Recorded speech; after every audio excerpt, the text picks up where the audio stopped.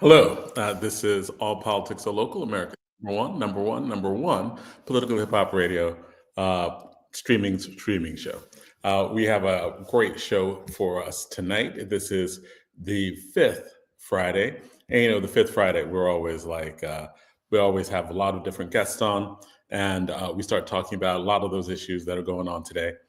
We have a really great lineup. My name is Jonathan Alston. I'm one of the co-hosts.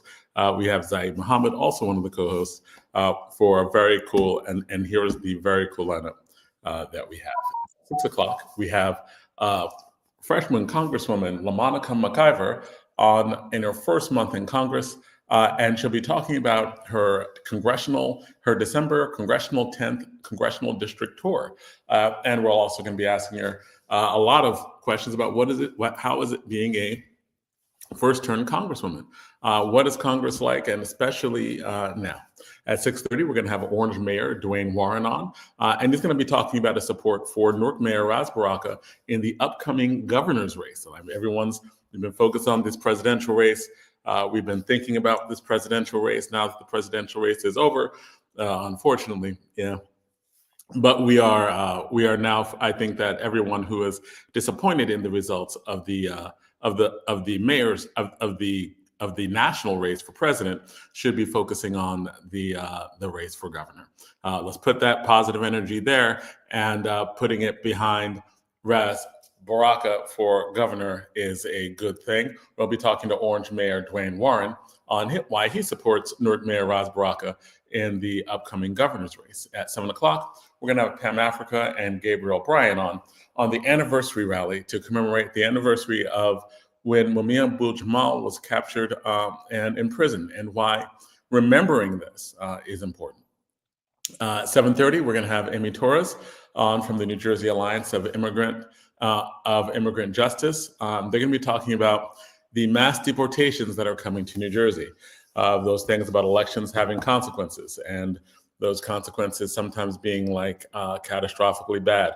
We're going to be talking about what that means. What that means if you have federal agents or the military going door to door, kicking in doors to try to deport millions of people. I think that the fact that this was voted on by so many people, or they voted for the candidate who supported this, is pretty unconscionable. History is not going to look on this well. At 8 p.m., we have activist and former New York City Councilman Charles Barron on to talk about the New York City's rightward shift. And Zaid, just welcome. And we're getting ready to start. But Zaid, do you have any opening words for what's up with our show?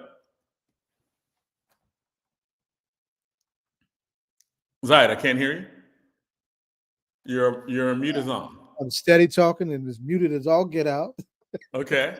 I apologize. Welcome, everyone. Today is an International Day of Solidarity with the Palestinian people, and there are mass actions all over the world taking place, including locally here in Jersey and in New York City. And it was only because we are on the air that I would not be in the streets in New York City right now.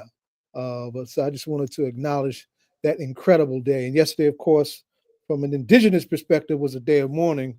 All due respect to the folks celebrating it as a holiday. So to our indigenous folks and to our indigenous political prisoner, Leonard Peltier, in his 49th year in prison, we want to acknowledge him. Straight ahead. All right, and thank you. And we have our first guest. We're to have our guest on. We loved having her on when she was a councilwoman from the Central Ward. And I always told her that we loved the way that she talked about policy, the way was a housing policy, any of those policies that would affect the Central Ward of Newark. She would talk about it in a way that made complex issues seem simple, right? And I am thrilled that she's able to take that skill set of being very steeped on policies that could benefit her community, our community, and take those things that seem very complex and break them down in ways that are simple. That's a talent. Both a talent and a skill. And much respect, as always. Welcome back to All Politics So Local. And I think as the first time since you were actually inaugurated That's what she won. Congress, right? Like I think you've been back on since you were elected, but I don't think you've been back on since you have officially taken the reins as a congresswoman from the congressional tent. First, congratulations. Thank you so much, Jonathan. It's good to be on always. Good to see you, Baba, as always. Of course, you know, I'm in a corner somewhere.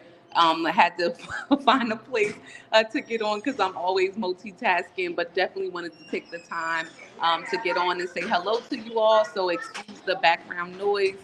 People are walking past me, wondering why I'm in the corner talking, but it's all right because you guys know I'm used to doing this. So it's good to be on. All Politics is Local. You know, this is the first time I've been back since sworn into office. It feels like it's already been 10 years there already with all of the drama that is taking place, but definitely only been there for a couple of months now, and, you know, already knee deep in the work. So thanks for having me on tonight.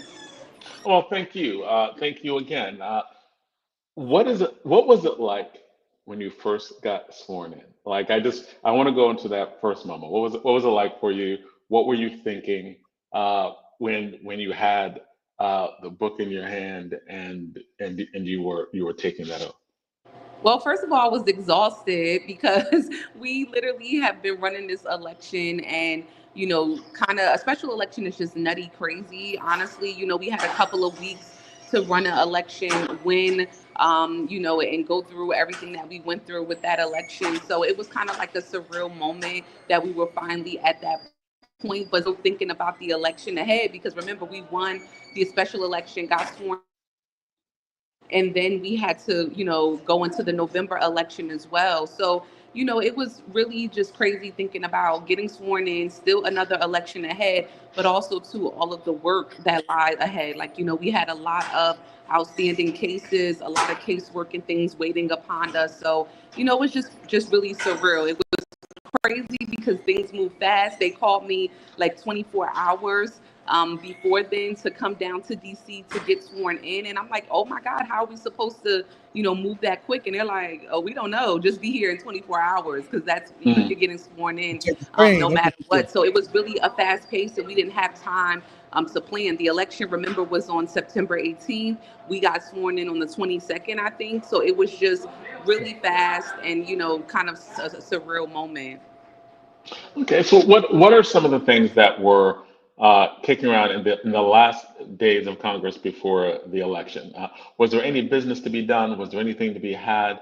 What were some of the things that you, as you know, in your first days, had to deal with? I'm sorry, Jonathan. Either my service is bad or the feed was going outside. I didn't hear the end of your question. Oh, what are some of the things that you had to deal with in your first days in office, right? Like maybe like was it dealing with committees, dealing with other people, dealing with other Congress people? What was it like in those first few days? Hello? she's muted. So Okay. it's really the service is bad. Can you guys hear me? Yeah, you We can hear fine. you well. We can hear you very well. But you, hello? Oh man, she's So I'm here. I'm just switching to another space because it's hard to hear you. Okay. Oh, so I was asking, in the first few days, right? What was it like? Like, what did you have? What were some of the issues that came up in the first few days? Whether it was be dealing with other Congress people, dealing with other issues, some of the issues that were there you had to grab onto. What were those first few days like?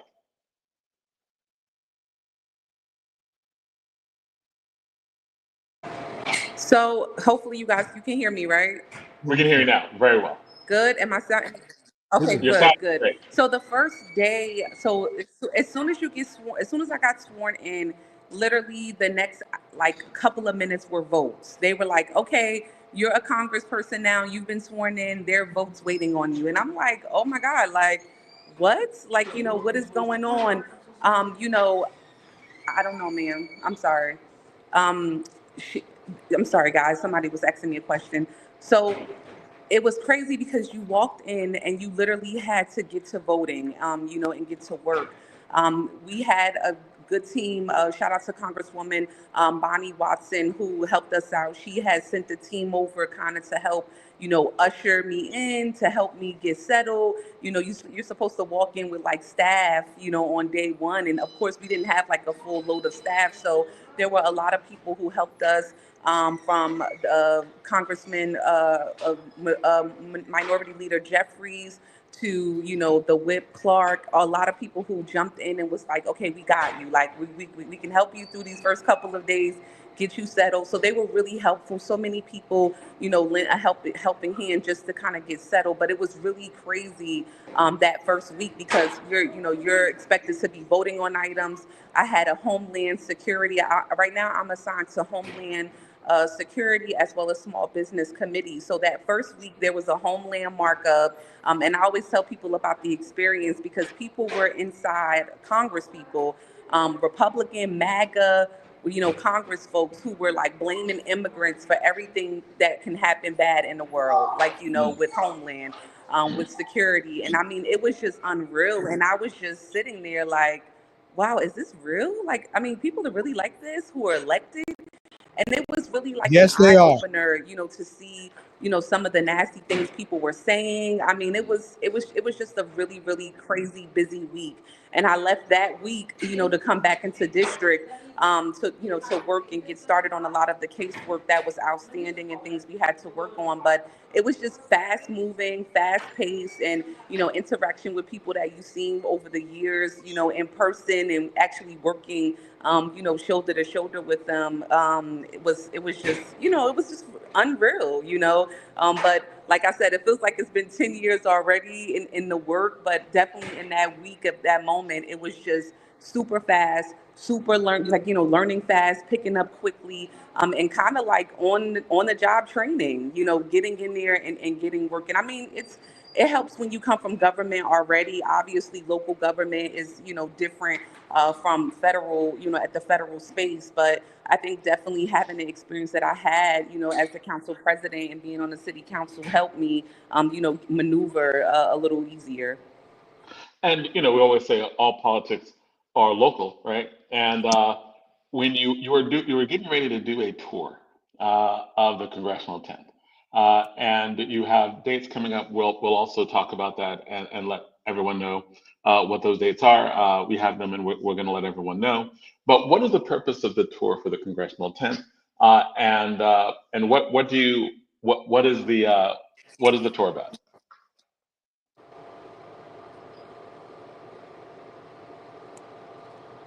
Hello? So I think one thing, yeah, I'm here, Jonathan. Can you hear me? Okay. Yes, Yeah. very well.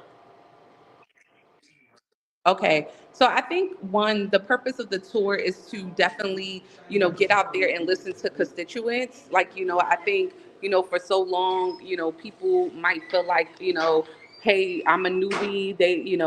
I'm new to this role. They want to see me, want to meet me, and, want to have an opportunity for me to listen to some of their concerns. And I think for a clear vision for us going into January, into the 119th Congress, I want to make sure that I'm advocating directly for what people want. I think, sometimes folks just want to assume what folks want. Yeah, I got a good idea, but I think I want to spend some time to listen to them, give them an opportunity to do so. It's really hard sometimes when you're back and forth to DC. Like the whole month of December, we're going to be stuck in DC, working on many different items. But because we're doing these virtual listening sessions, we would love for them to be in person, but we're doing virtual listening sessions.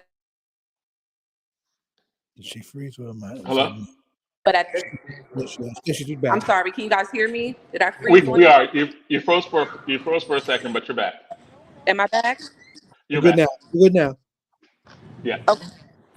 Am I good now? I stepped outside You, because I think the you, service was bad in the corner I was in. oh, you are good now. Am I good for you guys?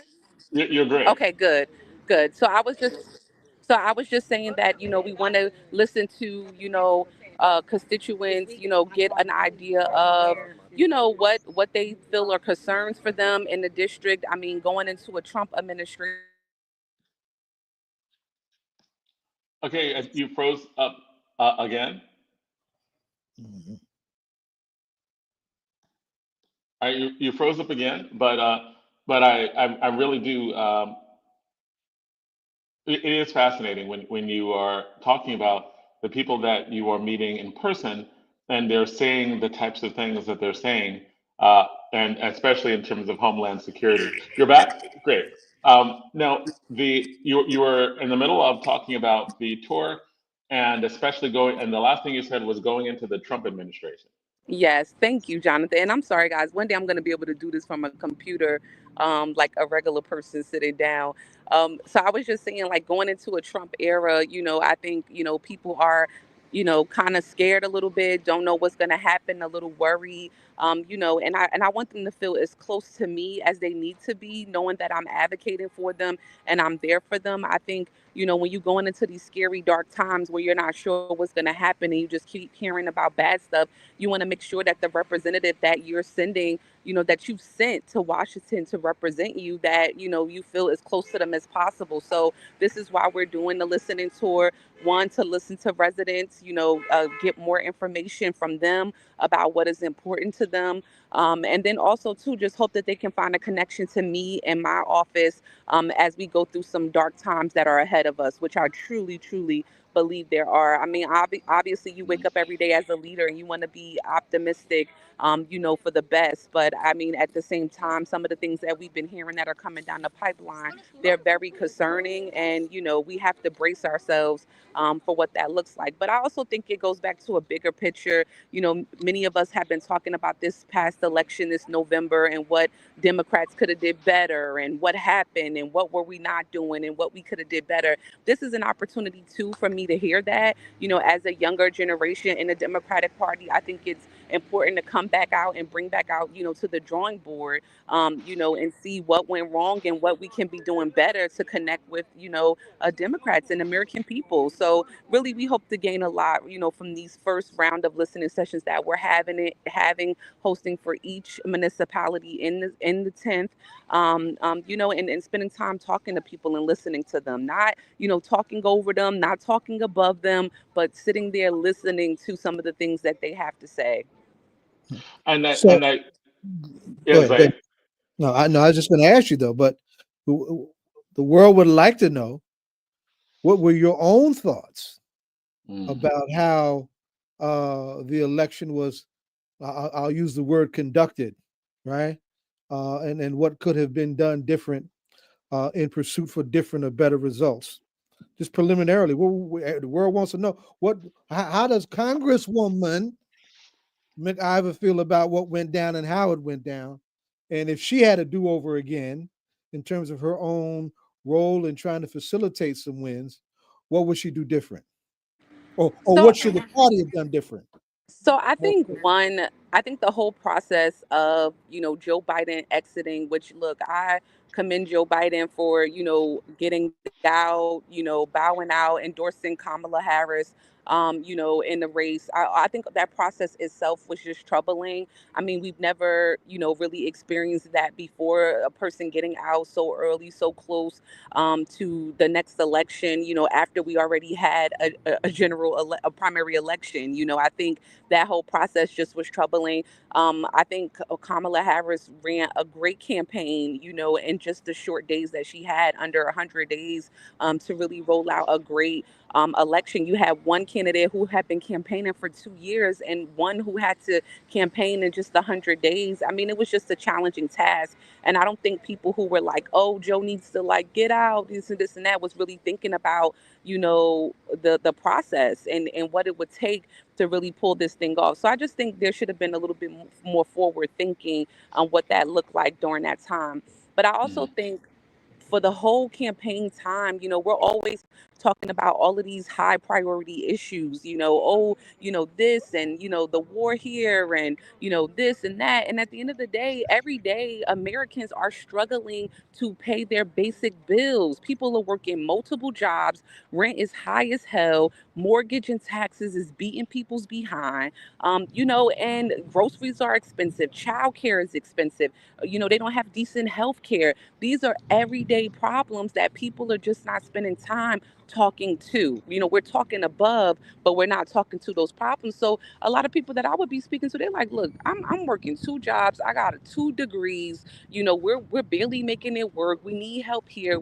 There's no help for the middle class. We can't get up out of our situation. I just think when you have those things that are taxing people on the side, they're not really thinking about you talking about the larger issues. So I just think it goes back to a communication piece. Like, you have to spend time trying to talk to people about how the things you're working on, the policies you're working on, has directly impact them or will impact them. And you have to give them real examples, right? You can't just lecture it, from a higher place. You have to really get down to the meat and the potatoes of it and really explain how these things are going to impact them, how they're impacting them, and the different changes. I always talk about it, Jonathan. I've talked about it when I came on the show before.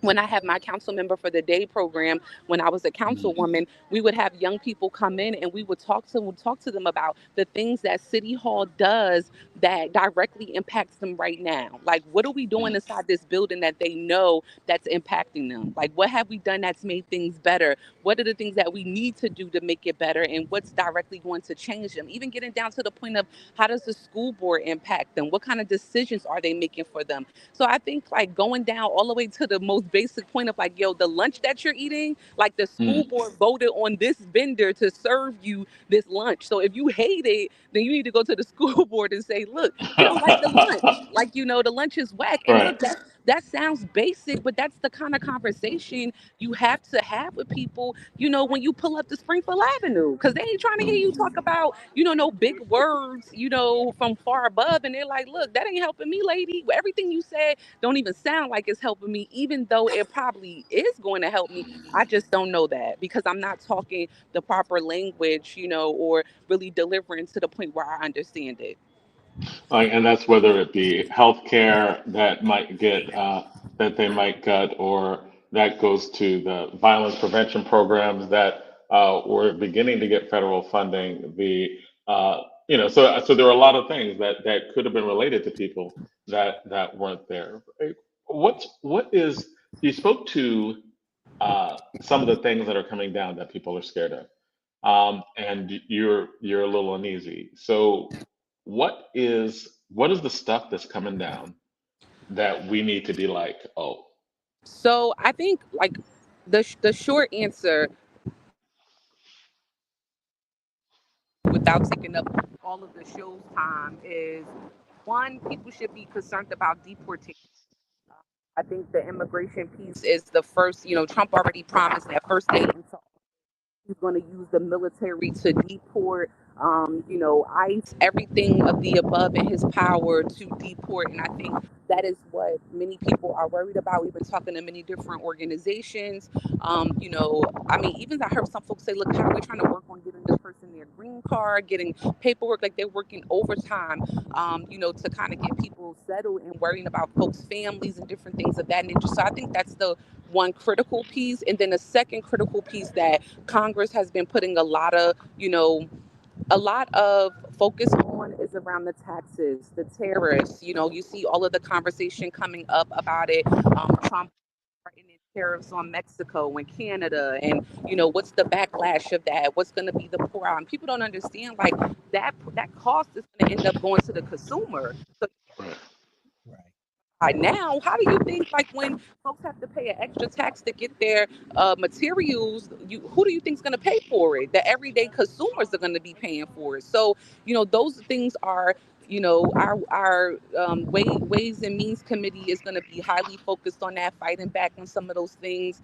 It's just going to be really nutty. And then I would say lastly, definitely, is around Obamacare, the Affordable Care Act, which many people, believe it or not, they don't even know that the Affordable Care Act is Obamacare. So whoever's on here listening, that is exactly what it what it is.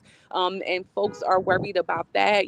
Trump has talked about stripping away that. He tried to do that when he was in office last time, and because Congress had majority, the Democrats had control of the Congress, they were able to, put some brakes on that. But at the end of the day, that is definitely concerning. Many Americans, get health care through the Affordable Care Act. And so, definitely that's something that's going to be challenging. But, I just think we're going to spend the next 2 years, the next 4 years really, but the next two until midterm elections playing defense, basically trying to fight against many of the things that are coming down the pipeline that, to me are just going to be super scary. And I know folks are like, oh, we lived through this before. Like, no, no, no. Before it was like, okay, yeah, he's crazy, he's a racist, he's a sexist, all these things, and he's doing this, he's doing that. Now it's like he's told you everything that he's going to do that was horrible. Like, and you voted for him, he's going to do them. Like, he's going to make all those promises on Project 2025, all of those,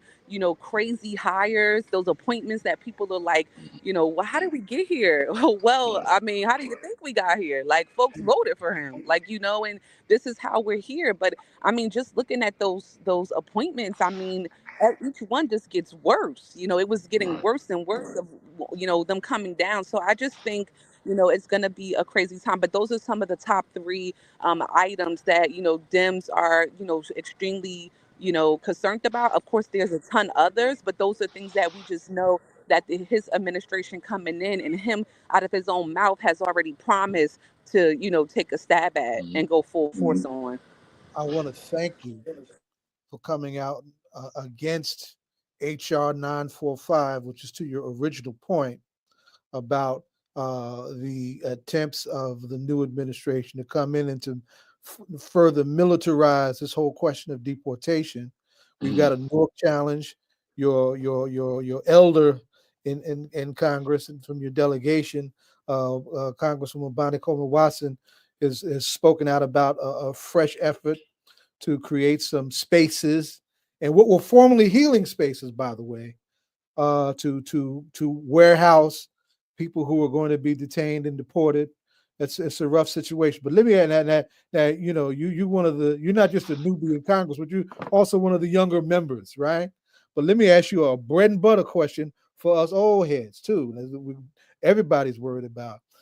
What are you hearing? What should we anticipate in trying to defend and protect? Is something as basic as Social Security, which is in its 91st year, right? And that Republicans have fought to destroy from its very onset in 1933. So yes, we've heard attacks against Social Security as well as Medicare. There has been a lot of conversation about not properly funding it. So we do expect for those things to come down or try to come down the pipeline. But honestly, there are millions and millions of Americans that receive funding through Social Security. It's not a Democrat. All Democrats only just don't get Social Security. Republicans do too. And we're hoping that the force of those many people that will be impacted would be able to slow down some Republicans from supporting, non-funding to go to Social Security. So, these things, I keep telling people this stuff is bipartisan problems. A poor issue is not a Democrat issue. There are Republicans who are poor as well, who are living in poverty, who need assistance. So these are bipartisan problems. Affordability is a bipartisan problem. You don't have to draw a line in the sand for that. These are issues that are impacting Americans on both sides of the aisle, rather they're Republicans, Democrats, or independents, or they don't know which way they are, but they know that they need to be able to afford to live in this country. So I just, at the end of the day, I'm just praying that, being optimistic once again, because you got to be optimistic in this business. You just can't wake up and be like, oh, there's gonna be some BS today. You Can't have be to. paralyzed by fear. Yeah, you gotta wake up every day and still have some hope. So I'm extremely hopeful that some folks across the line, who are not extremists, MAGA, Republicans, will understand that we have to do what's right, for the American people. Well, I thank you so much for being with us, and we are always honored to have you on. we want to really follow what's going on. It is both scary and exciting, right? In terms of what's going on, and it's great hearing from you about all the different things that are happening. And we want to definitely get into it into much more detail as it goes on. It is always an honor and always a pleasure. Um, can you also give us that? Is there any hip hop artist that you are rocking with in this particular moment that speaks to you in any particular way? Keep these crazy people from driving you crazy. I mean, hip hop. I mean, I don't even know. I haven't even been listening to much hip hop lately, and you know that's not even like me. I've been playing like Nina Simone at this point. Gotta Mm, You get know, your time to done. to mm. keep me uplifted.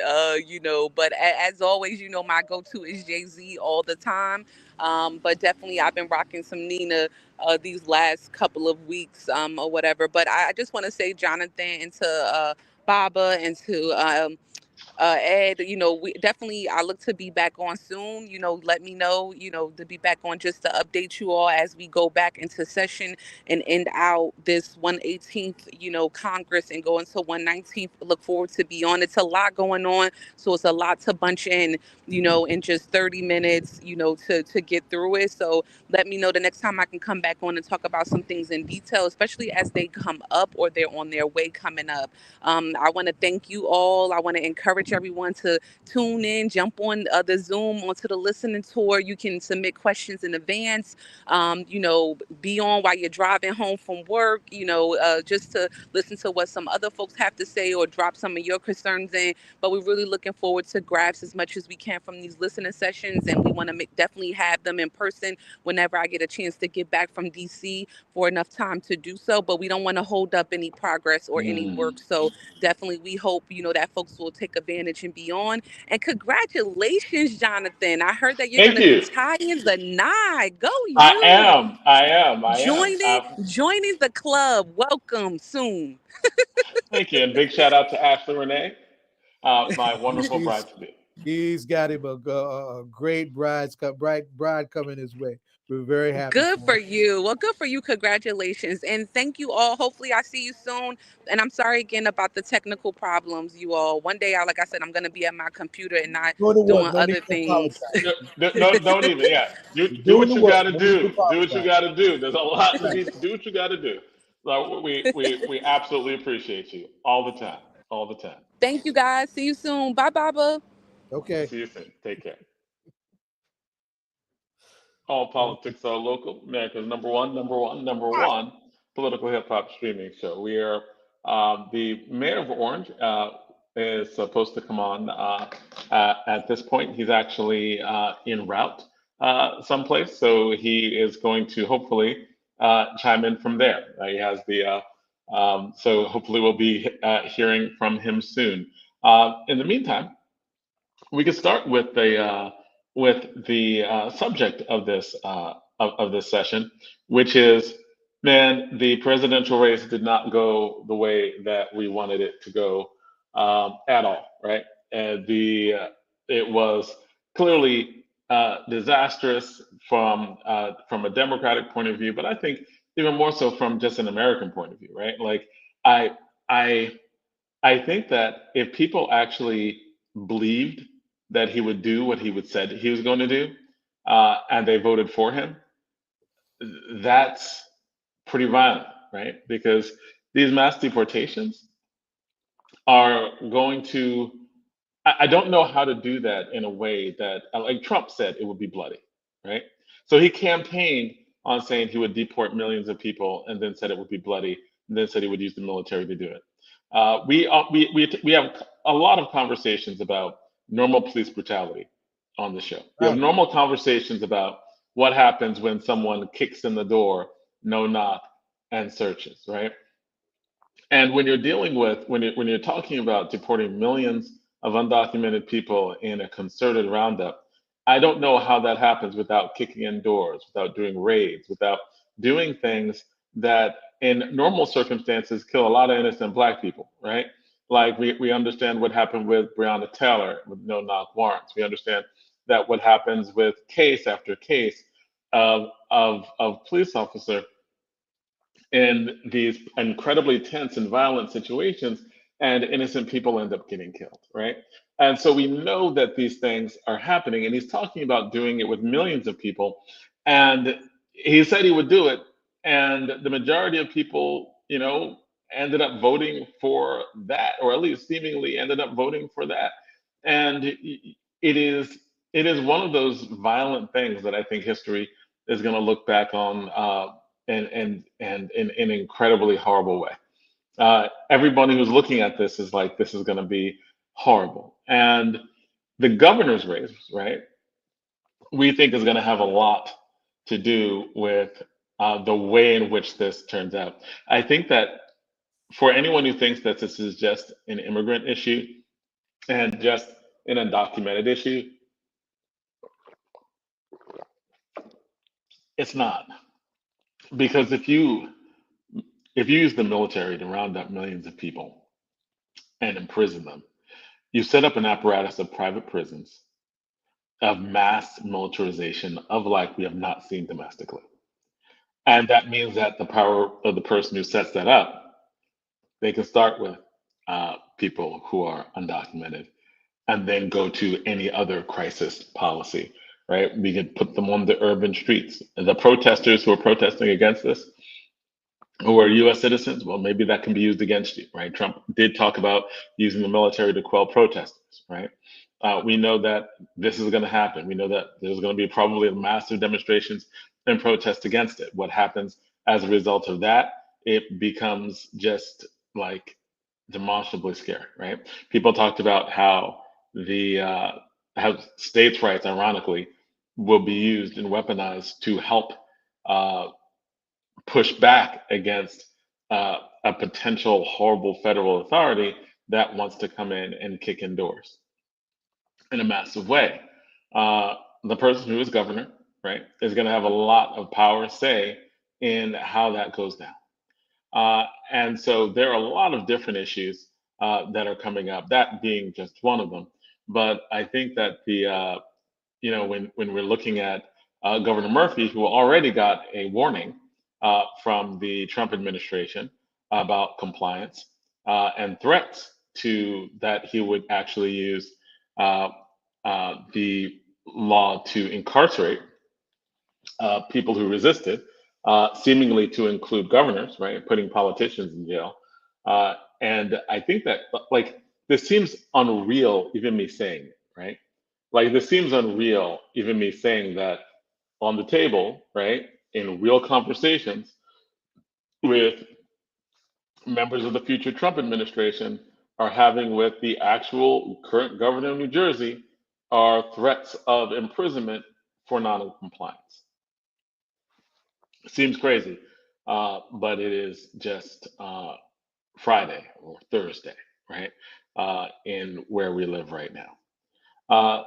Zaid, what are some of the other issues that you think that are really important in terms of this governor's race?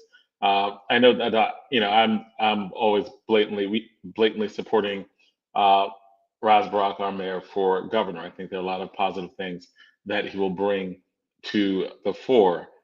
This is going to be a crowded field. I think that he'll be able to do well in a crowded field. But what are some of the things that, or some of the issues that you think would be important in terms of this governor's race? I know that on the issue we talked about, Newark is a sanctuary city, right? I think that the mayor at some point referred to the Trump administration previously as he wanted us to be slave catchers, right? As in trying to round people up and to try to incarcerate them, and would have no parts of that. I know that there are a ton of other issues as well as we involved in terms of the governor's race. What are some of the things that you think that people should highlight when they're thinking about who they should support for governor? You're on mute, Zay. Yeah, that's going to be one of the biggest things right there. We should not at all minimize the significance of that particular issue that you have raised in a very singular and broad way. Meaning that, right, the underlying issue that put Trump in office's race and he singled out the most vulnerable Black and brown populations in his use of race, right? And let us be clear that definitely can happen in the gubernatorial election, and it's going to take some gubernatorial candidates to be able to stand up to the backwardness and the harm of racism in that way, to dare to stand out against that, right? There's one particular Democrat who I think would be horrible on this, who is very much in sync with Trump's immigration policies, and that is Josh Gottheimer. I'm gonna make it plain. Josh Gottheimer. Who is this? Josh Gottheimer, right? Okay. Who's congressional from the northwest section of New Jersey, right? He's the Joe Manchin of New Jersey in real terms, right? And I mentioned HR 945, and we talked about this in previous segments on the show last week and the week before, and we'll talk about it again with Amy Torres. That is a bill that targets organizations and people who support issues and peoples who they deem as terrorists, right? So, and they've come at Cuban Solidarity Movement forces in previous iterations of this, right? Of course, I mentioned today at the top of the show that today is an International Day of Solidarity with the Palestinian people. There is a full-fledged international Palestinian solidarity movement that is fully developed, multiracial, intergenerational in character. A lot of those forces they're priming this government to attack those forces. It can be attacked on the streets with the further weaponizing of the police as they attack college students during the school year last year, and using the Department of Treasury, right? If you're a nonprofit and you're supporting this particular group who we say are terrorists, then we can knock you out of your tax exempt status and possibly look at you for some other kinds of isolation or criminalization. That's how dangerous that bill was. And there were a number of Democrats in Congress who supported that, like Josh Gottheimer. Wow. Right? Okay. Oh, yeah. So the question of race and how that plays out in immigrant justice is going to be a big deal, right? So we're going to need some some gubernatorial candidates that have the spine and the principle to stand up to that. Murphy needs to stand up to that. Murphy needs to sign the Immigrant Justice Act. See, Democrats got to fight how they fight. Right. For years, the right wing came at any notion of civil rights and women's rights from a states' rights perspective. Right. Now they got the federal government on lock, right? So the states is a battleground for folks to resist. Now they can't have it both ways. If it's states' rights and we genuinely reestablish Jersey as a blue state, which ain't gonna be easy. Right. It's not gonna be easy. Jersey almost went red. Right. Yeah, right. As a fight back method in order to do that. So Murphy needs to sign as many progressive bills that are sound in terms of New Jersey's state constitution before he leaves office, and we need somebody with some spine, and of course we're both uniting around Ras, right? With some spine to be able to stand up to the right-wing trend that is going to be in the atmosphere being pushed by these bullies in the White House and in Congress. Absolutely, we got to do that. Can't dismiss that. The other thing, of course, is that the work that some of us do and the ground that we have broken courageously doing this work on community-based violence intervention, right? We're in the White House. Right. People like Al Tariq Best, who runs the Hub, right? Akila Sherrill, right? Akeisha, right? Literally in the White House, right? Not once, but several times, and bringing resources back that helped us bring this violence down to a 60-year low, right? Next Justice Department is going to be deadlocked against that, right? So it's we've got but who out of folks running for the governor's seat are talking about what we have done in Newark, and it's something Right. that can be done on a state level. And the only one I hear saying that is the one talking about the reimagining of public safety, and that is Mhm. none other again than Ras Baraka, right? Because there's a state, because the thing that I think that was brilliant that was done in the last 4 years is that the administration in Newark looked at this from not just a local level, but looked at it on a statewide level, so that they pushed, and there is a statewide Office of Violence Prevention, and then also worked nationally, right? They did a lot of work nationally, talking to people all over the country and talking to congressmen all over the country. So the state also led to a federal Office of Violence Prevention that has been effective all over That's the smart. country, right?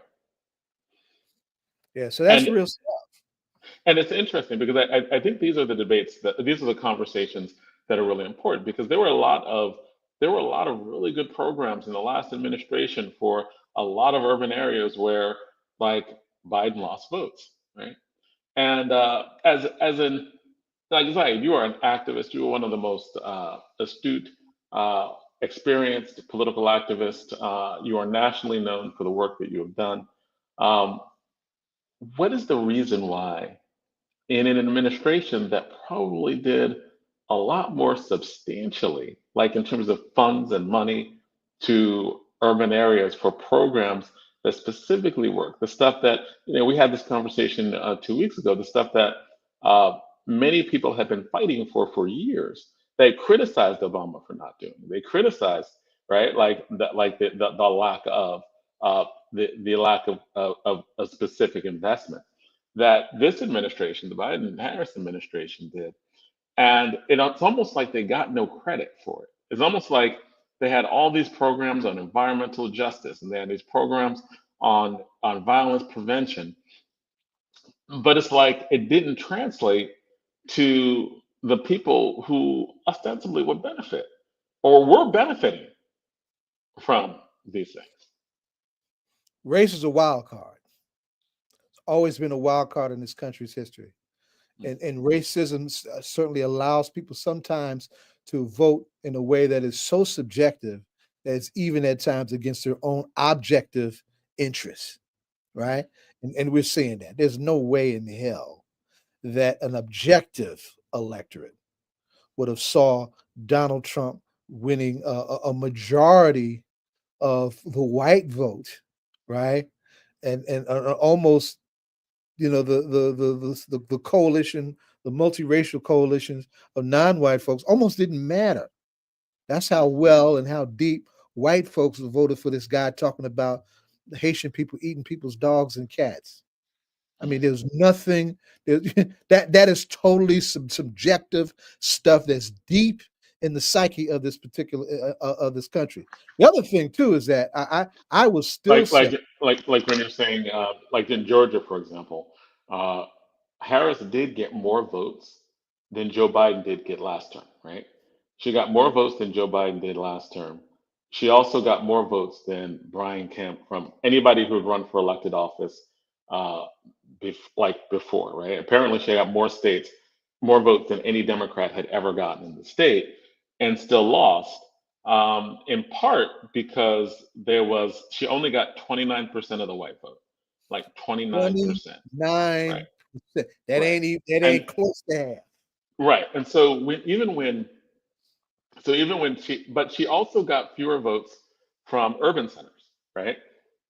And so even with the overwhelming white vote, if there had been the massive voter turnout in Black and brown communities absolutely opposed to it, then it might not have it might have turned out in a way that was a little different, right?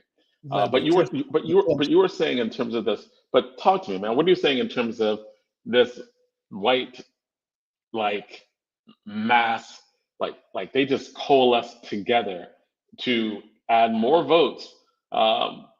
Because it's interesting, because Harris got the third most votes of anyone ever for president. She got more than Obama got. She got more than Hillary Clinton got, right? Third most votes. Didn't get as much as Biden did in 2020, but got the third most number of votes ever. But that just wasn't enough, right? Uh, and you were talking about like levels of like white people going together, and you can't underplay race. When you say race, are you talking about like white supremacy specifically? Mhm. Absolutely. Absolutely. And all of its variations, in its anti-black variation, in its anti-Muslim variation, in its anti-Arab variation, in its anti-Latinx all of its variations, right? All of those folks who Trump othered reflect all of those communities and all of that diversity, right? The bold, unapologetic attack on so-called DEI, diversity, equity, and inclusion. They want to get rid of all of that, right? The attack on education, right? On anything meaningful in education that corrects history and exposes how harmful racism has been in our history. All of that. It's all Right. in the sauce.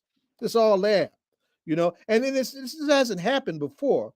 It has, right? Whenever the country is divided along racial lines, right? And I often refer to the '68 election where Nixon came in, Right. right? In a close election, but white folks went to him, right? And young folks were for the most part Democratic, but they were critical support, and there was some division within their ranks over Vietnam, and here we had some very serious division over Gaza. Right? I don't want to dismiss that at all either, because that's where the Democrats made mistakes on the question of race.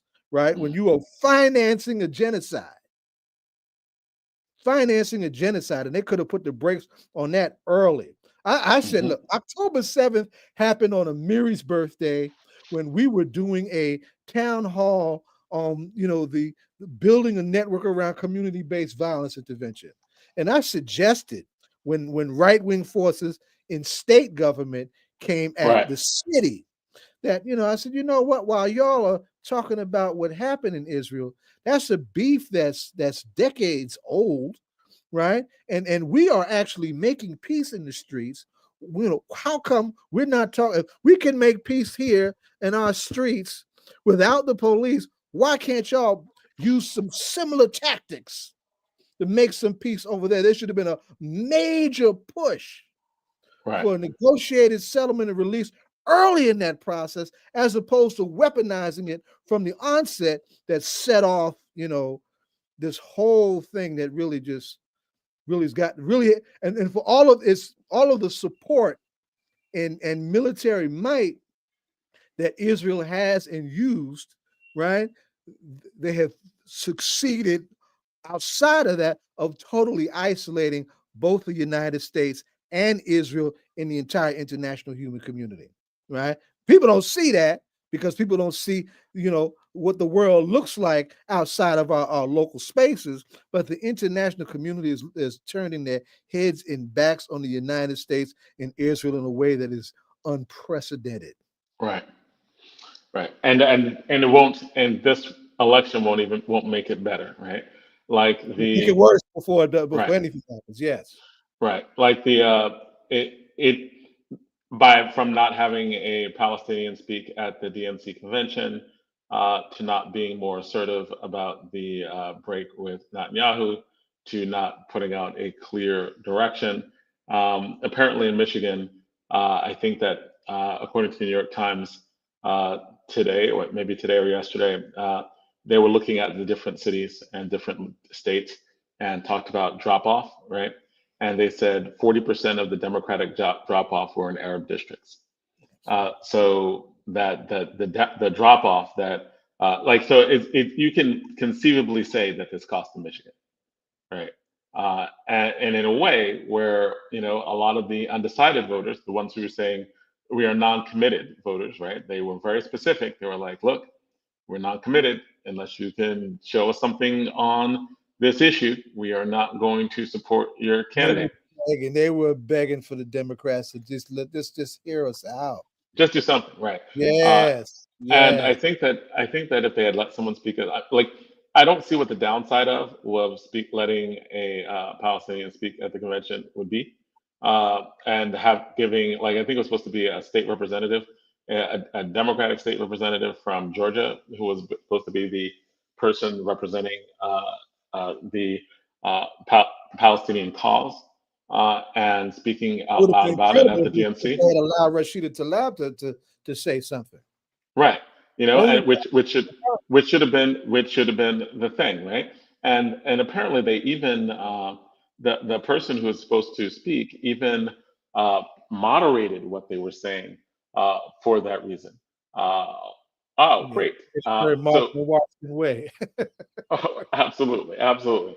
Uh, Mayor Warren, honored to have you on, man. I know How are that you? this is a very busy time for you. I know that you're in the midst of traveling, so I thank am. you. I am. I am. I hope you guys can hear me. We can hear you very well. You Oh, sounds great. very good. Very good. Very good. All right, so Mayor Warren, you took a courageous stance. We were talking about the governor's race, and you took a stance that many have said was courageous. Some people said was going against the political establishment, but you chose to endorse Ras Baraka as the governor for the state of New Jersey.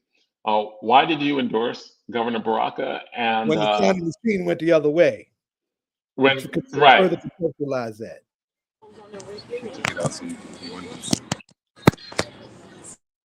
Can you hear me? Yep, we can hear you.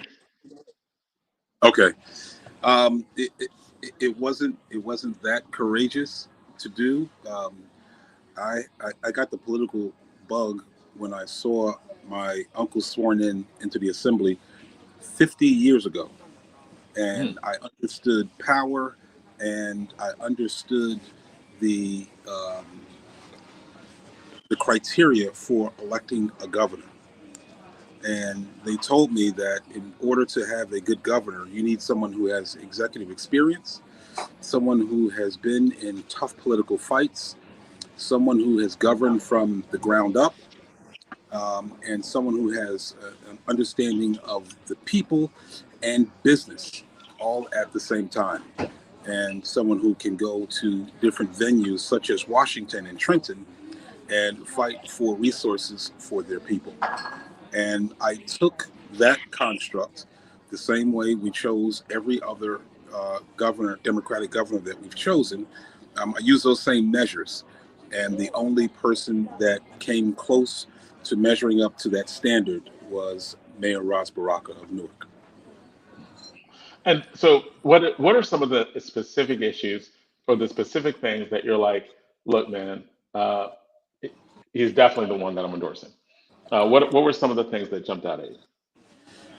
When you look at the issues that affect New Jerseyans across the state, when you look at affordability, when you look at keeping corporate headquarters here in the state so that they can employ our people, when you look at work on improving transportation for our people, certainly when you look at the issue of urban education and public education in general, all of those issues converge on our state, no matter what part of the state you live in.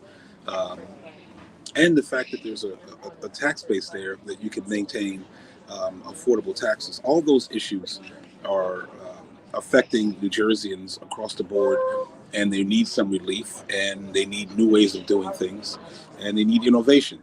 And Ras Baraka has scored high marks on all of those issues, and his innovations are just unparalleled. I mean, one of the important issues of crime and public safety, the way he's innovating is just not being done, and he's actually a model for the state of New Jersey, a model for public safety advocates across the state.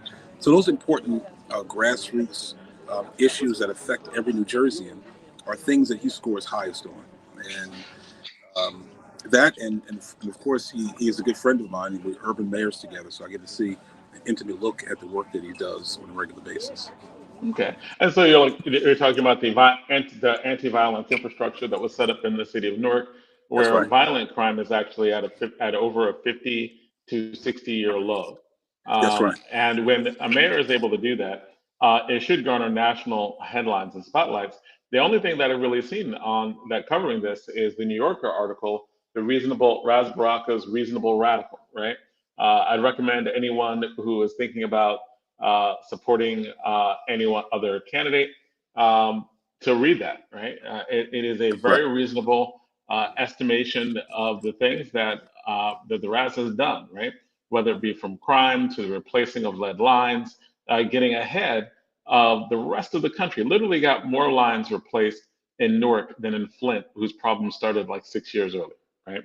So I think that when you're dealing with the various issues that we have, a lot of the innovative solutions were being found in the city of Newark.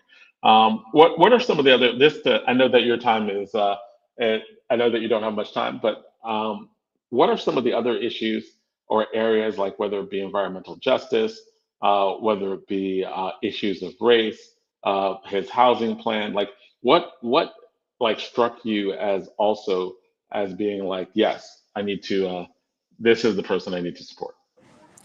I think on the issue, and I'm in the airport actually headed to South Africa with the family. And anytime you see me in a beard like this, it signifies vacation. So excuse me. I wasn't gonna comment. I was like, I don't think I've seen Yeah, you yeah. with a beard like that. I joked that I had to color it gray, but no, that's the natural gray. Some of the really highlight issues of course, when you look at the issue of race, Ras has been under the forefront in terms of bringing our state together and bringing people together to solve problems that affect you across race, across gender, across age. So that, I think his record and what he's done inside of government, outside of government as an educator, all of those progressive issues are pretty clear, and I don't really expound upon them that much because they get their own coverage. But issues such as using Section 8 dollars for home ownership, allowing the city to put a pot aside to go after some of these abandoned housing, make it into decent, affordable living, and then selling them to residents at a rate that's affordable and profitable both for the city and gets equity into the hands of the new owner. Those kinds of economic issues are important. I don't care where you go across the state.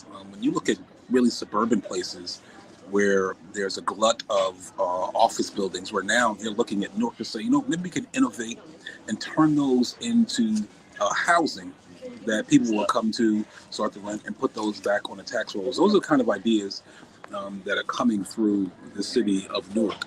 When you look at the environmental issues and how he's cleaning up the waterfront there in Newark, the lead service lines, when he's looking at having grants and other resources for people to remove oil tanks, and when he's excavating these large lots where they're doing development and having them cleaned beyond what the standard is. Those are innovations that are coming out of Newark, coming from Mayor Baraka, that we should be looking at statewide. When we get more people looking for investing and looking for home ownership, it's a direct link to banks who want to come in and service our community and grow the economy. If you go across the board, when Ras Baraka went to the supermarket convention where all supermarketeers go, and he got Jersey Mike's to come to Newark, the one thing that he learned was that if you build, they will come. If there's a population there, they'll come. If you rebuild neighborhoods, they'll come. That kind of economic engine has been fueling Newark since he's been in office. You look at the Mars Company, who came back to Newark and started to expand with the expansion of Prudential.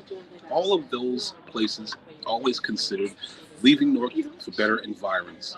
It's always been the person sitting in the mayor's seat to try to keep them there.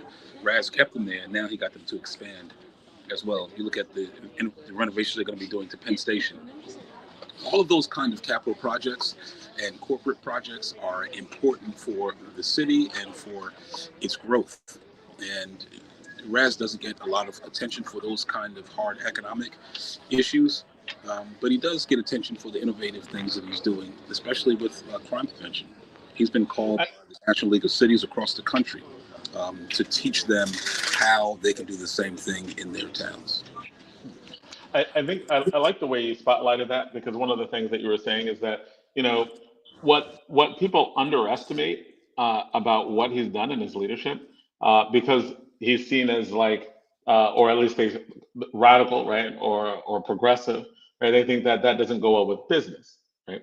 But one of the things he's really done is he brought a lot of business to Newark. He brought a lot of corporations and companies to Newark, right, and got them to invest under his leadership. So doing the highly progressive things that he did those highly progressive things and got corporate buy-in for the things that he is doing, or got them to come in spite of that. So I think that's great that you're emphasizing that, because I think that when people are like, oh, there's a potential for like why someone who everyone thinks is progressive, they must be bad for business. But that's the opposite in Newark. He's been amazing for business and actually a model for the rest of the state. The rest of the state could wish they had as many people and many corporations and as much money investing in the city of Newark as they did under Ras Baraka. So I think that is probably an important thing to push and emphasize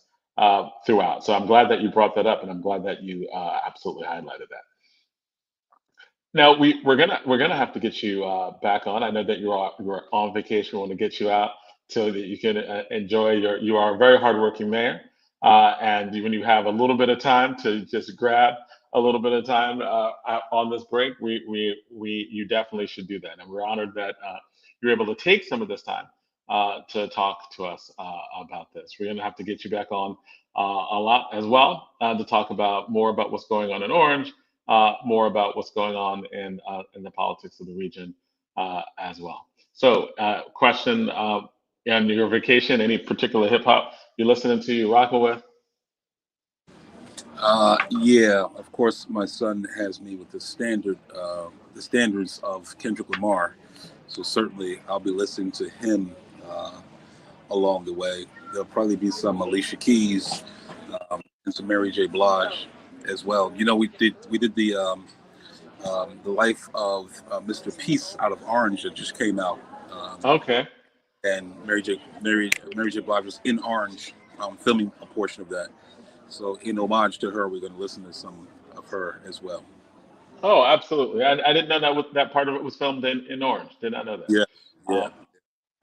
Okay. Well, thank you so much. The Kendrick Lamar album, the new Kendrick Lamar album, is pretty good. Definitely, I was listening for the last few days.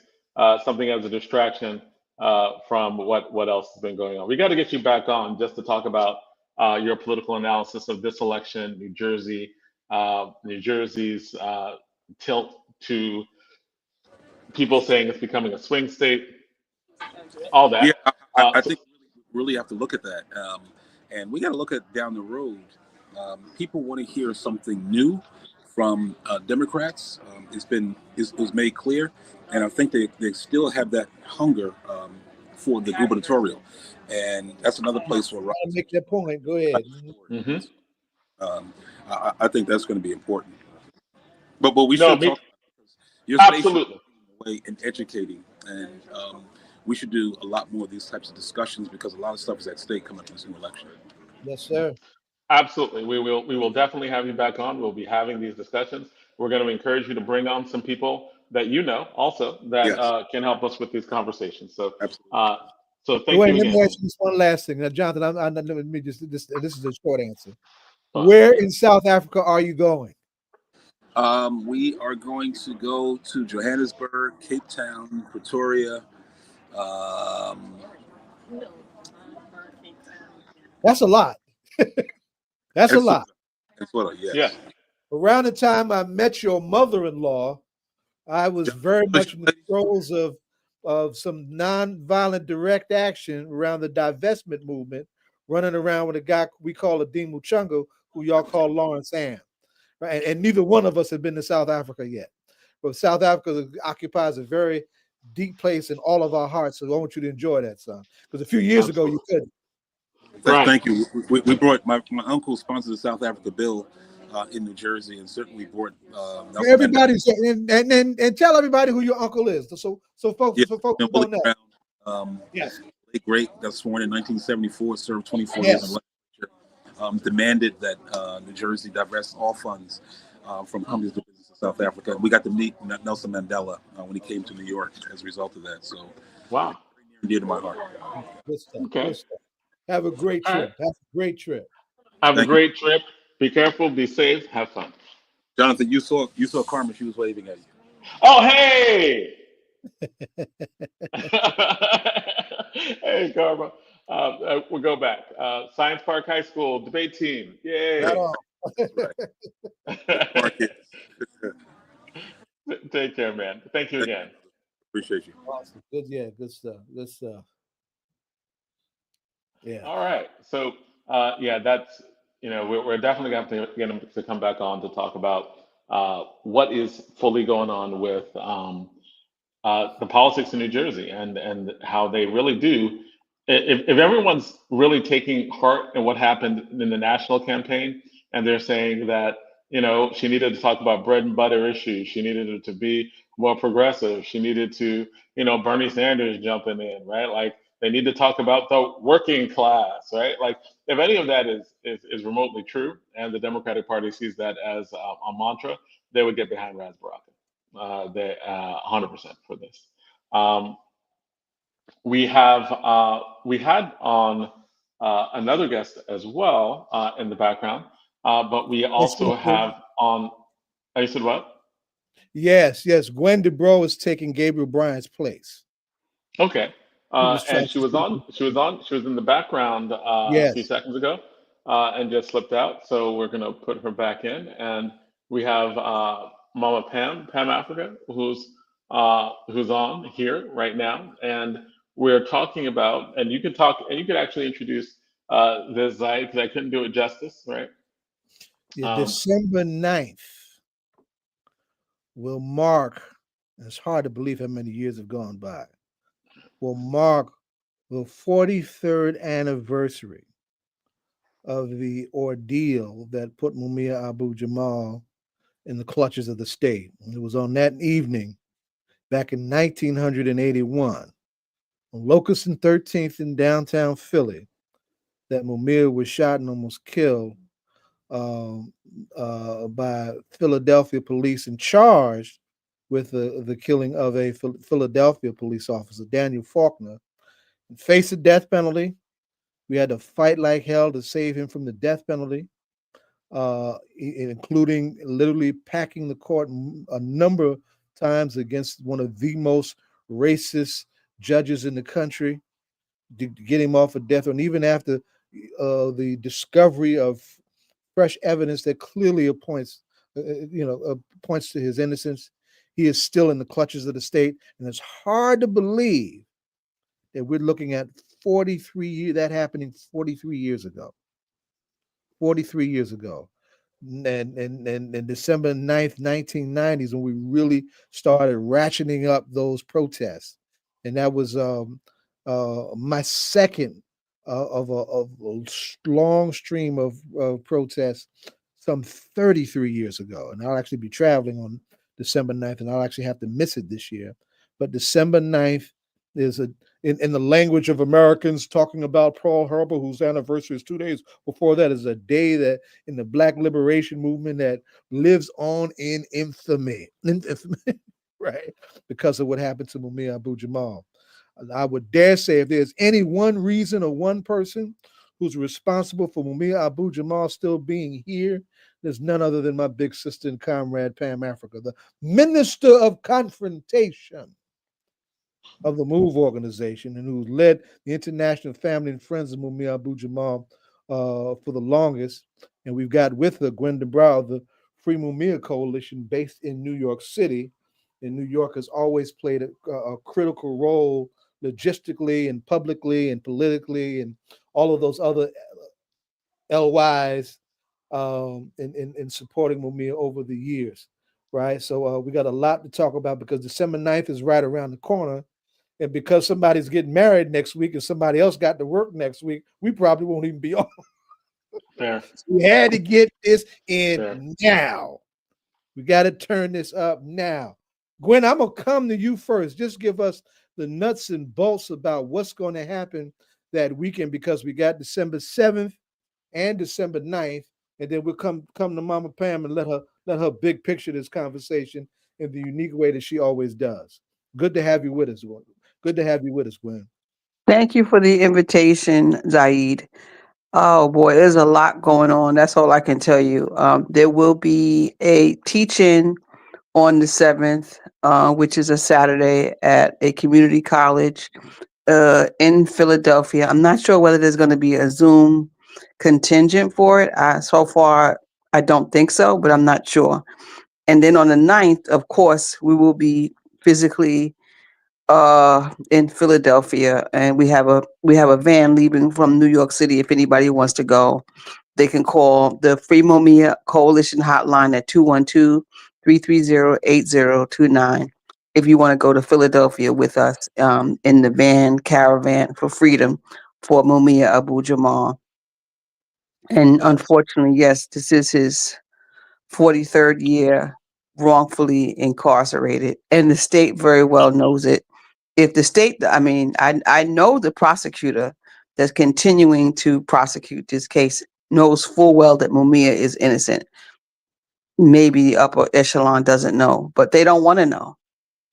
The truth of the matter is they don't want to open up the can of worms that everybody knows, that prosecutorial misconduct is a standard in criminal cases, especially when that defendant is an activist, journalist, speaking out against violence against Black people. And Mumia is the poster child for that, being an activist when he was young, a member and founder of the Philadelphia Black Panther Party, and a virulent supporter of MOVE, who have been released. All of them have been released, except for those, obviously, who died, unfortunately, behind enemy lines. Merrill, Africa, and Philip, unfortunately, they died. But the rest of them got out. And we intend to see that Mumia gets out sooner rather than later, because he's aging. He's 70 years old now. And, he has congestive heart failure. He's got diabetes.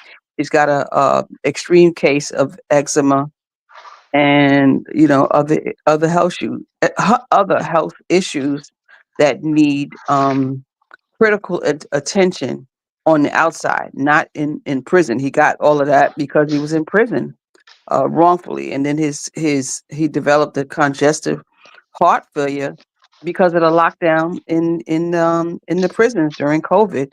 So he's sick because he's in prison, and in prison wrongfully.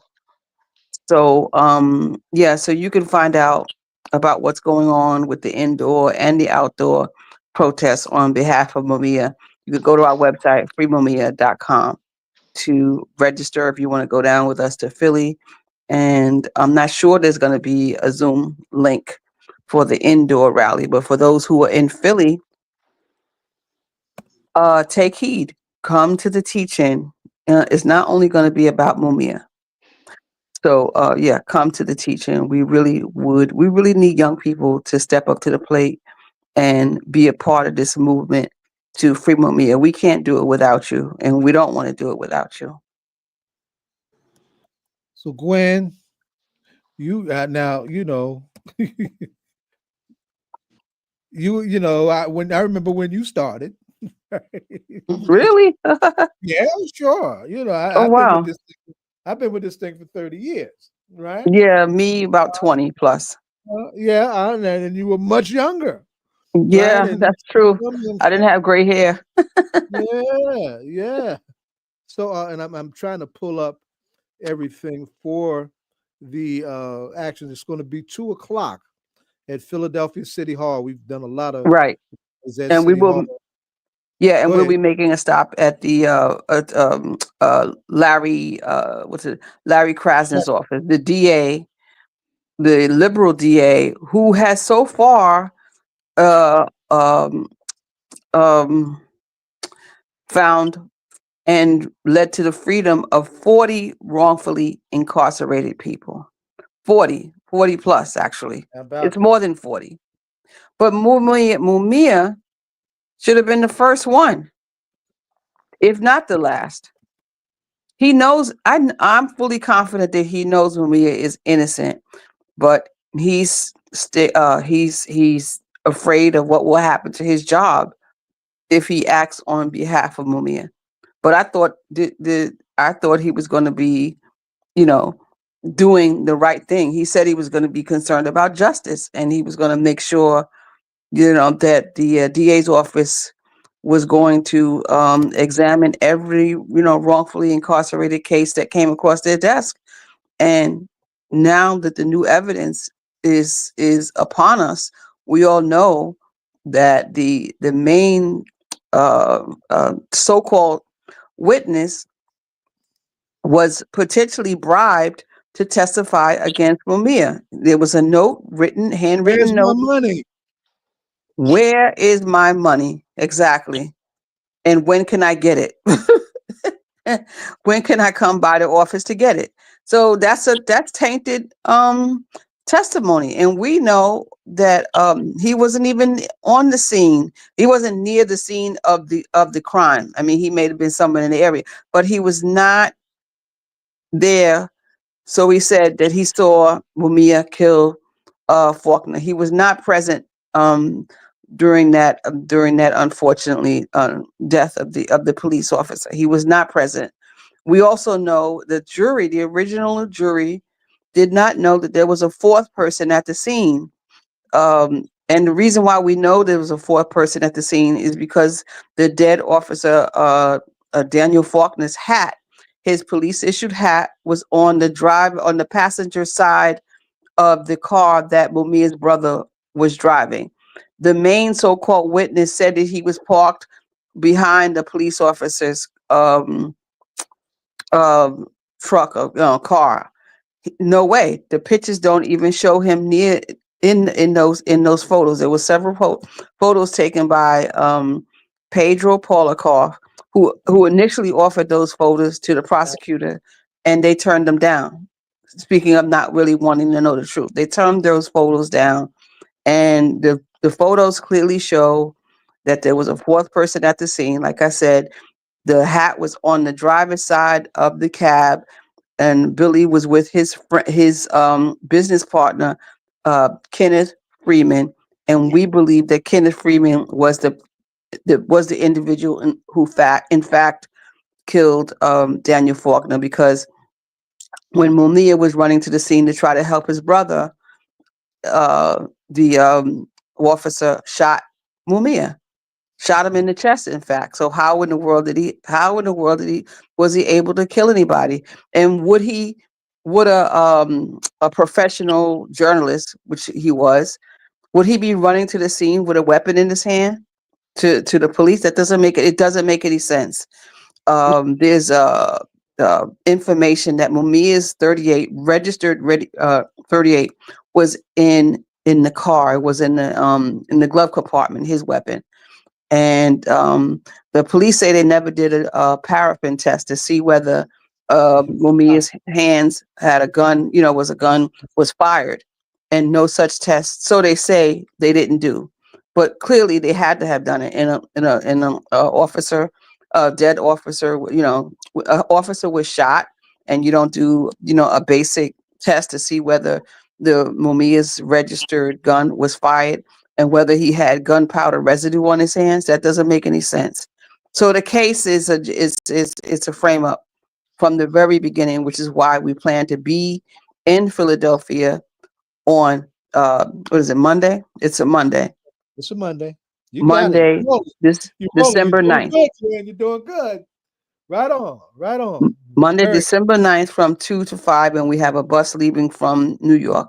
We'll be bringing a van load of people down to New York. So call that number, 212-330-8029, and we plan to be back in the city by 8 o'clock. Great, great. Now let me bring Pam into this conversation because you raised, and nobody really talks about the nuts and bolts of the cases, of the facts. Nobody talks about that hardly, right?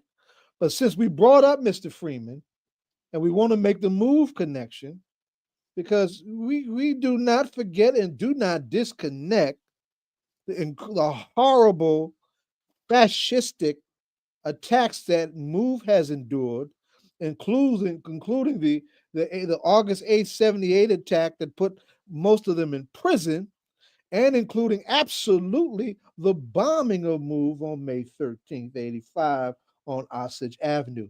And in the shadows of the bombing of May 13th, 1985, somebody else got killed that you just mentioned, Gwen. And who might that be? Y'all want both of y'all to chime in on that, and we make some connections. Kenneth Freeman. Yes. How about that? Also, he was picked out of a lineup. That's right. Right. That's true. He was definitely picked out of the lineup. Hey, Gwen. Hey, good evening, Pam. Yeah, and a great job. Another thing that happened, they recovered the bullet, and they said it matched Mumia's gun. But they, just like any other, other things in this case, they lost the bullet. A bullet is very detrimental to the case to say that, it was from Mumia's gun. They lost the pieces. We didn't, So, the paraffin test, for them to say that they forgot that. And watching TV and all these cop shows and things, this was the wintertime. And I'm talking about missing evidence and Mumia being arrested on the scene. Don't, when you fire a gun one time or two times, you have a blowback and it would be on the clothing? It was winter. And also he had a jacket on, a jumpsuit that, came down to his wrist and below it, So how come that was never shown, because it would have had powder burn on it. And it would have had, because the prosecutor says that Mumia stood over Daniel Faulkner and shot him point blank. And there would have been some kind of residue of Daniel Faulkner's, on Mumia, blood or skin, DNA would have been on Mumia's clothing. So it just doesn't add up. The pictures don't show what is his name? The so-called witness, the so-called eyewitness. Schobert, Robert Schobert, who had a conviction against him as well. And he had a tainted past. Like I said, he threw a Molotov cocktail in a schoolyard, and he was driving without a license that night. So with someone driving without a driver's license be parked behind, a police car? No, that doesn't make it. It doesn't make sense. The man had a sketchy past. The so-called Cynthia White prostitute said she saw something, and her friend said that she was nowhere on the scene. Another point that's missing in the Polaroid pictures, Schobert cab isn't there. Right. That's right. Another obvious lie. And but what I want to point out, how is it in 1995, 96, 99, we can have, we did millions for Mumia. And that was millions of people around the world. We had evidence then, but nothing like we have now. One thing that they said that they will take this case and wear it down with time, but we have not allowed it because we continue through programs like this and like the teaching in the college that, you're constantly educating, bringing more people into the fold, and for those people who forgot, or has started to do some other things and don't remember, the entire West Coast was shut down 2 days. No cargo moved on them ships for 2 days, a day and a half, that is phenomenal in itself for Mumia, and that Mumia is a honorary citizen of Paris, France. The last person at the time that Mumia was made an honorary citizen was Pablo Picasso, who did, was an artist. But for this young Black brother from the projects, a Black journalist, to be named an honorary citizen of, to have streets named after him, to have colleges. I mean, in Brazil, everything shut down, and all the students walked out. Right here in Philadelphia was a student walkout. And another thing that's happening on December 9th, and our brother Mike Africa is hosting a press conference at the mayor's office and inviting all the news media in, because Janet Africa's daughter and other Come on. people was murdered on May 13th. They Come just on. saying they found the bones, The the bones. That's right. remains. So what Mike is doing, because see, Come on. everything done was criminal. 3 years ago or more, when they found Janine Africa babies, bones, and he was using them for displays and science projects, and the remains of the body, and sending them to Princeton and all for to teach lessons on these families, and and there was a big controversy when it happened with Janine's children, but it's like it popped in the newspaper and then it's gone. Mike is demanding, and we are demanding along with Mike, that the people that's responsible, for the it's a charge, for abuse of a corpse. That's criminal, Yeah. criminal for them to lie to the family members and said that they had buried these people. Janet is devastated to find out that her daughter remains is still there. And we know also that there are still more remains. We have not found out, and they say that they buried, some things, and we don't know what it is because you keep finding out. But anyway, Mike is hosting a press conference at 9 o'clock on December the 9th. Why December the 9th? And the reason why Mike is holding this, press conference is because Janet and the Move organization, and when they had this last where people was asking them, what do Move want, and Move want Mumia. We want Mumia. Right. This is what Janet's demand was, and Janet was the one when Mike Africa was born in the prison cell in 1978, and Janet was the one who announced in court that he was born, and she also made sure as they went down the hallways when they had to turn Mike Mike over to his grandmother, to officials first, and with the grandmother, and she was the one who made sure that every inmate in this scene, a healthy, strong, child that was born in such different conditions, and all that Debbie had went through, and with the house being torn down on top of them, thousands of rounds of ammunition shot, in on them, and that she brought forth this, amazing young baby that is known as Mike Africa Jr. today.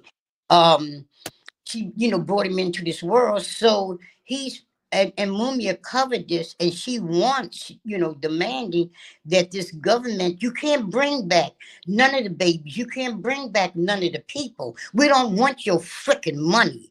And our Move organization want Mumia. And we also, Mike, myself, and other people are demanding that the people who withheld, who used the body parts of Move people and all for a damn dollar, and be arrested for the crime of abuse for a corpse. And that's what that press conference is going to be about on the morning of December the 9th. And it's again something that, as well as the going to Krasner's office, having the teaching in the school, we're trying to raise awareness about what's happening to Mumia and the case by any means necessary. Just for clarification, right? Like, just in case people just caught part of it, didn't really fully understand, you were like, they abused a corpse. Can you give us who's the Corpses. they? Oh, What the body parts Corpses. of Move members, corpses? right. What can you just what happened? What is of Move members, their corpses have been? On May 13th, 1985, on Mother's Day, the government of the United States, because it was the FBI, they had sent in, people from, oh gosh, can't bring up the name of it, but it was the entire government, and who are pawns. They, and we know, and are in this battle that we're all involved in. The mayor, the president, all of them, they are pawns for big business and for the corporations and things who really run things. And all these things come as a result of the okaying of. But what happened? Mother's Day in On 1985. they dropped a bomb on a row, on a row of houses on 6221 Osage, and an attempt to kill every man, woman, and child in the Move organization. There have been problems dealing with our neighbors and stuff, and prior to that, because Move and was protesting about the locking up and the tearing down the house in 1978 with what is known as the Move 9, innocent people. On May 13th, that was their way of shutting, Move up completely. They killed 11 men, women, and children. They got a C4 explosive, which is a government explosive. The regular cops, they can't get that. That is government, FBI's, all of them. Killed 11 men, women, and children. And 2 survivors, which was Ramona Africa, they locked her up for the accusation of doing everything that they did. And I'm talking about Incredible. fire Police. department, police department, the feds, the whole group of them, and burned down 61 row homes, left people Wow. homeless, and people's animals, their cats, their birds, their dogs, and whatever life that they had in their homes was burned to death. And like our children and our brothers and sisters was burned to death on May 13th. So the children, and as far as we know, the adults too. And but we have clear evidence that the Delisha and Tree, which was Congresswoman's daughter, that they were definitely parts of, the bodies was used for experiments and was taken across country and all for people to examine the bones. And one of the people had actually taken the bones. She had described the bones as, juicy. They were still juicy. Who? These Who? This people are demonic.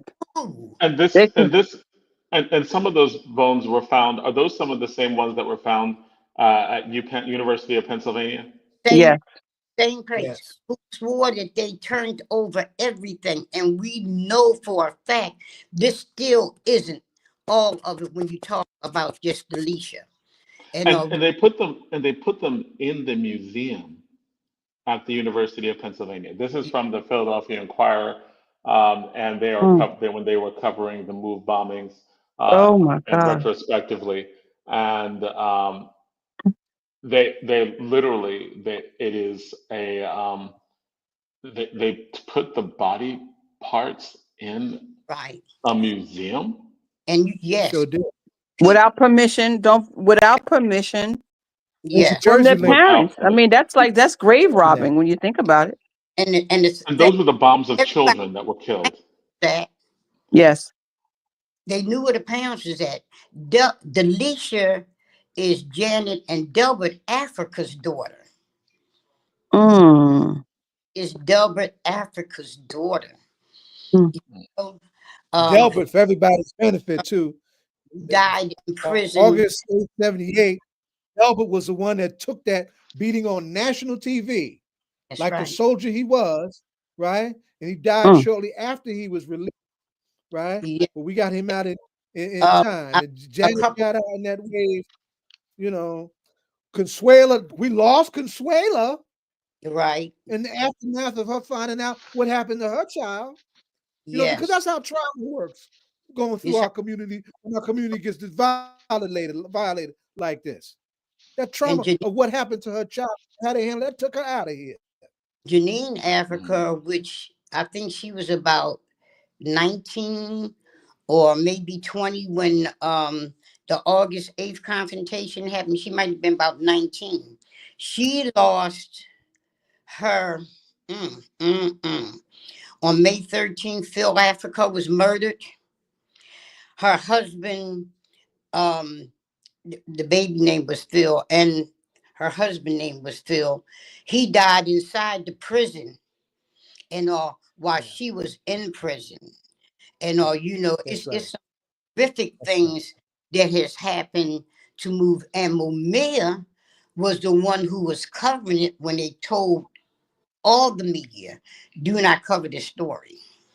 Which And is why he lost which is why he was driving a cab on December 9th and before that to make up for the Washington, part-time job that he had as a broadcast journalist.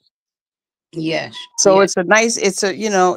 it's a tawdry story, and unfortunately, they don't seem to be, these people, they don't even seem to be what is the word, like they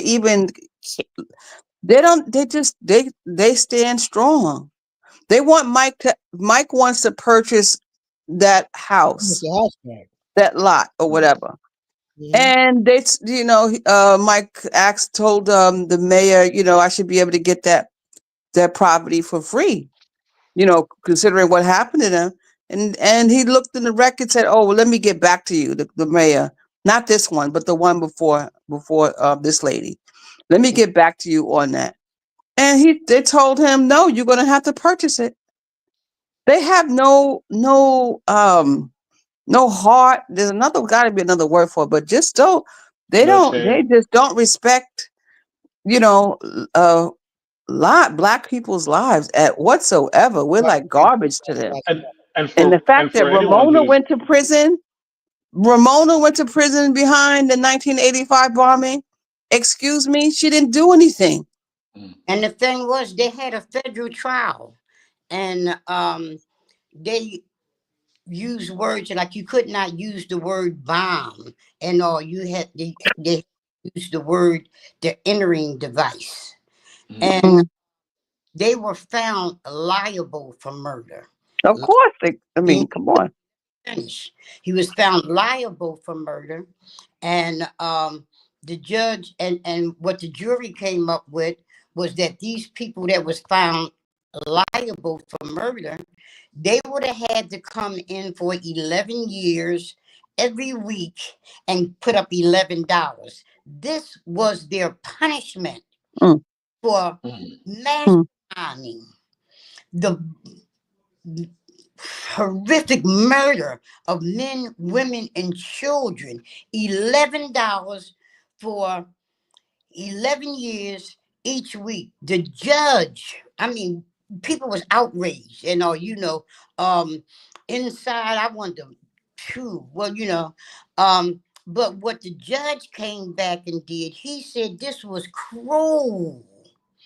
These people had suffered enough. So he was going to take away the fact that they would have had to come in for 11 years every week and pay $11. So he took that away from Mhm. Mm. it. And this is not the So first so time the the judge people. interfered with it, because when Delbert Africa was beat on national TV, which Brother Zaid was pointing out to, when that I trial remember happened, this. they picked a jury from outside of Philadelphia, brought them here. The Judge Kabaki, looked at that jury as the evidence was being presented. He said, I'm going to be the lightning bolt. This was his words. I'm going to be the lightning bolt. I'm going to discharge the jury. And I'm going to find the officials that was involved with this beating of Delbert Africa, the cops, and that they had suffered enough, and he ended the trial. Mm. Mm. Mm. Issue process pure bull, all the way across the board. Just like the election, just like the two-sided party is just plain bull. And they keep saying you got the left side and the right side of the same bird. Yes, Mhm. a demon bird, because a bird itself is not, the Democratic Party or the Republican Party. But when they show the devil, they do show the devil with wings Mm. and horns. So the left side of that and the right side of that, yes, is the Democratic and the Republican Party. Not because I say so, but because history has proven it to be true. Because one thing for sure, Trump never should have been able to run for any kind of office. And he should have been locked up for treason when he went over to Russia, had meetings with Putin when he came out, then came here, invited Putin here. And we don't know what they talked about. But the Rosenbergs was murdered. Zacco and Vanzetti was murdered. And also I'm saying, I'm not pushing murder on anybody because I'm anti-death penalty. Even though, because see, one thing I know for sure, the cop that dropped the bomb on our family, he blew up in a damn helicopter. We didn't have nothing to do with that. The cop that dropped the bomb, Mm. Mm. Mm.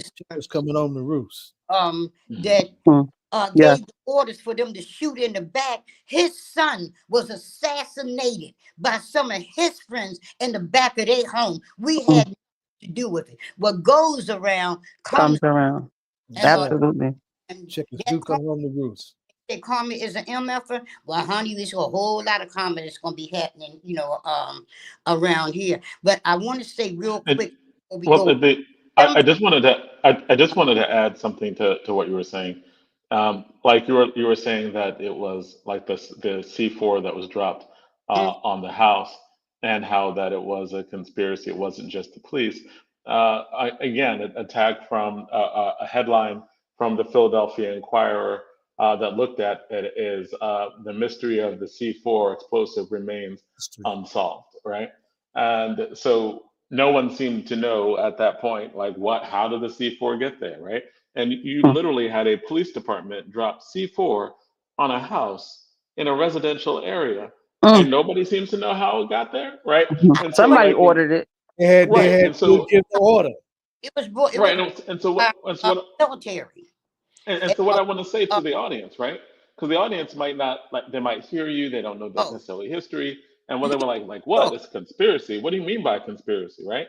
And it's like, look, man, like if you look just in regular newspapers, they're like, it's a mystery. If you look in regular newspapers that are covering, like the Philadelphia Inquirer, or at least the mainstream newspapers, they're like, yeah, the University of Pennsylvania has the bones of the children that were murdered, right? Like, I mean, it is so outrageous that we're like, why don't we talk about this more? Why don't more people know about this? And when people start talking about it, why? And especially when people are talking about like the Trump administration and all the stuff that was going down the pike, if we don't know what we did, then we have no idea what acts that we're going to commit, right? We don't know how easy it is for the government to get away with dropping a bomb on a residential house. And letting the fire burn, which there's a film That's right. documentary. Let Oh, the fire that was burn. about maybe 7 years ago. People should look that Right. up. Let the fire burn. It tells the story about what happened, to move. And also, Mike Africa has a book, told from, the inside. There have been books written about move, but never one by those, who actually, the experience being inside move. So people should look that book up, On a Move by Mike Africa Jr. It's on what do you call it? You know where to get it. Just get it. Get it. It got rave reviews even in the New York Times, the liberal, so-called paper of record. So it's worth looking at it because if we let this go, they can repeat it. Look who we have, that's incoming. This is These something, people are demonic. that when Mayor Good selected his cabinet for Philadelphia, he selected Leo Brooks, who came from the Pentagon. You want to know how the C4 got there, the military explosive? Mm. Leo Brooks came in because of move. Once that bombing was done, Leo Brooks left and went back to the Pentagon. And Leo Oh, Brooks' son was the commander of the bombings and things that went on in Afghanistan. mm, And this picture here is far more deeper than what people think. What the hell is the a general something doing in Philadelphia as the city managing director? He was brought in mm. for move. Once that maneuver was over, Leo Brooks was gone. Interesting. Mm. And it's interesting because like when people are looking at uh, what happened with Move, we talk about what potentially can happen in the Trump administration. Mayor Wilson Goode, who was the mayor of Philadelphia at the time, who she talked about, was a Democrat. He was black, That's right. right? First That's right. And African so American I mayor of Philadelphia. right, he was the first black mayor in Philadelphia. That's right. Yes. And so when we're looking at like just what it is we need to just analyze, what it is we need to remember, what it is we need to know, right? Is that the levels in which there has been contempt for our lives, it seems to be broad, widespread, and in a way that like even in our Mhm. local, because it seems like, in Philadelphia, it's Philly, right? Like Philly's a very black city. And how could this happen with a black mayor In in the a city black of city, brotherly love. right? In the city of brotherly love, uh, Democracy is and there outstanding. not be the ramifications that we would think would happen, right? It all the time just astounds me the levels in which this happens. Yes. And what brought the family home was the pressure, the consistent pressure Yes. of the people. And Mike Africa going to another level of dealing with the mayor and because they had named the street after Wilson Good. And the people rose up, oh hell, we wasn't Raise having. hell. That's right. And we demonstrated. We was in front of his house just about every day. Nighttime, we was out there with candles. We was demonstrating. Then he came on the air and said that he will sit down with moved people and discuss it. And he had wrote a book one time in good faith. Right. And in that he knew that move was innocent. And he stayed that to all the way up to the last when Move People was released from jail. Mike Africa worked and, pulled the squad together to pull that particular part, in. And it was one of the, it was a very hard thing for him because I went to some of those meetings to sit across from Wilson Good. And people will say, well, it's not, he wasn't the one, they was just keep making excuses. He selected to be the mayor. He was the one who said, and I'm telling you, it tears me apart even to think of the sight of seeing him on the TV when they would say, they found 3 more bodies, and he throw his hand up in the air and like somebody doing a baseball score.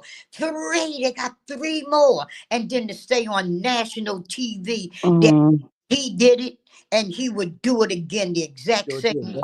That's exactly what he said. I'm exactly what he said. Ooh.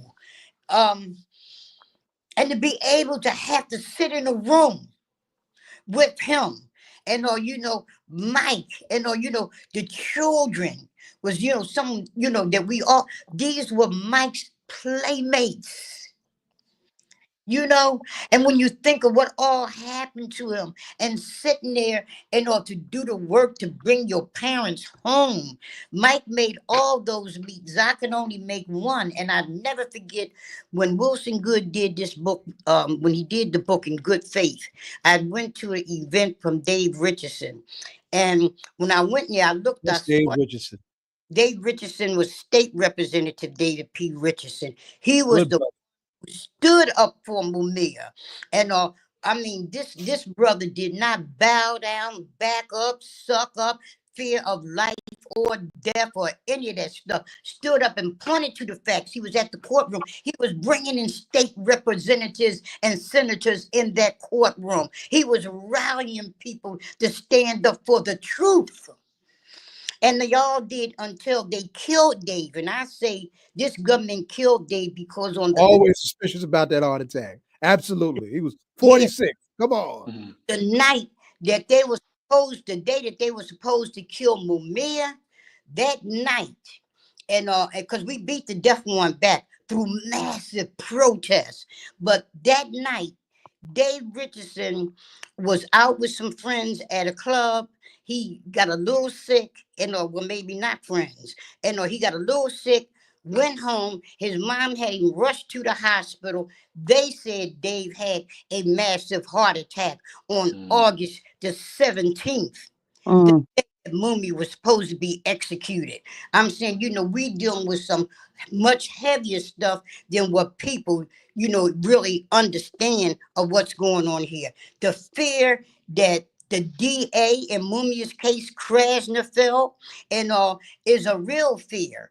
But when you take on that position, you got to take on that position, especially when you got he's a mayor that is supposed to be a progressive mayor. And he You mean DA? Right. He did, DA, thank you, Gwen. He didn't always feel this way. It wasn't until a judge, a black judge by the name of Tucker, in all the years. Republican black judge. Yes. Oh, the constitutions are incredible. Go ahead. Right. That's important. He was the one that gave Mumia something that no one ever gave him in all those years he'd been on death row and off of death row and sick and damn near dying and stuff. This judge sat on Mumia's case for 2 years, and he came back with the stating that Mumia must have an appeal hearing. And if Mumia got a new hearing, all the evidence. You were never able to get any evidence on the record until then. He said, bring it all in. This is what this judge said. And then Maureen Faulkner and the FOP, they were so pissed that day. And y'all going in, which comes in court. I was in Philadelphia today. the FOP, we knew something was happening that day because look, they dug up some old retired behind. They wheeled these cops in wheelchairs. They was on walk Mm, mm, stretches. Was gunned down to the max. They was outside. They was, outside City Hall. They was on the inside of the judicial building, and and this, was to intimidate this judge because the courtroom was for these monsters, these demons, and that was to intimidate the judge into doing what it is that they wanted him to do.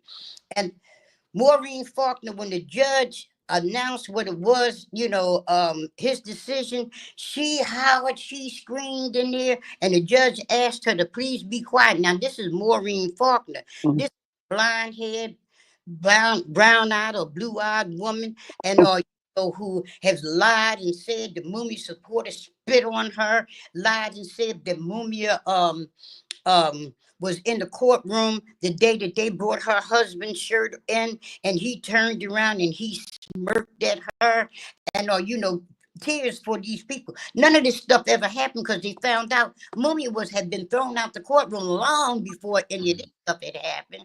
And if somebody had spit on this woman who was surrounded every day of that court trial by police in plain clothes and dress clothes, and that if someone would have spit on her, believe and me. I would clearly, where's the body? We would have knocked their They would teeth have out their killed, mouth. they would have killed a black man, woman, child, whoever spit on her, or if it was a poor white who had spit on this woman, and or they would have been beat so damn bad you would have been all over the newspaper, just like what wasn't in the newspaper because the media was there, was the fact that Mumia, smirked at her when they brought the bloody shirt of Danny in. And, Mhm. and my position is very clearly, and this comes after, years and years of, being involved in this case and watching, and people say, you should, be talk real, it turns people off when you talk about Maureen Faulkner because she lost her husband. I don't Right. give a damn if it turned people off, if Mm. they don't know what the circumstances is and to turn them off instead of turn them on and make them throw up their fists and say free Mumia. And it's just too damn bad because that woman was wicked as well too. Maureen Faulkner didn't give a damn about Officer Dan. Not at all. As And a matter And of fact, she's married to a police officer as we speak, and she lives in California. yeah, So and and she, I and, mean, so, and I know and and we're coming. and and the other witness. So well, she wasn't. We're, Veronica Jones is a Jones. right. I, Who knew I, Cynthia White? They were both unfortunately women In of the her night at testimony that in at Sabo's court, Sabo had her arrested, but we still got it on the record. Mm-hmm. we have a I know we're approaching the We end had it. of Yeah, this we were way section, over. right? Yeah. And we're way over time. But tell us what just tell us briefly what is going on what is the date going up that and where will people gather? Where are people going to be going? sure. There's going to be a teach-in on Mumia's case and other political prisoners. It's not going to just be about Mumia because there are other political prisoners, Black Panthers, that are still behind the wall and seniors, just like Mumia. And most of them, the other ones are far more sicker, than Mumia is, and we need to get them out as well. I mean, Leonard Peltier is he's not doing very well, and Mumia wants him out as well. He's paying close attention to that case, and Mumia has supported Leonard's bid for clemency. So, but on December 7th, for those people that are in Philadelphia, there will be a teach-in at the community college. You can just look up on our website for the details, freemumia.com. And Mumia is spelled Mumia. Mumia. And there will be a demonstration from 2 to 5 on December 9th because Mumia has been wrongfully incarcerated for 43 years. Philadelphia City Hall. at City Hall, and the authorities, and I know Krasner knows Mumia is innocent. I know he knows it. I don't know about the other officials so much, but I know Krasner knows damn well Mumia didn't kill that police officer, because the new evidence that was just discovered 4 years ago, plainly shows that the police cooked up the evidence to frame Mumia because he was a Black Panther and a radical journalist, telling the truth about what Black people experienced under Rizzo and after Rizzo. And on December the 9th at 9 a.m., there will be a press conference at the mayor's conference room dealing with Mumia and the fact that we're pushing to have the people responsible for keeping the remains of move The people children, yeah. museum.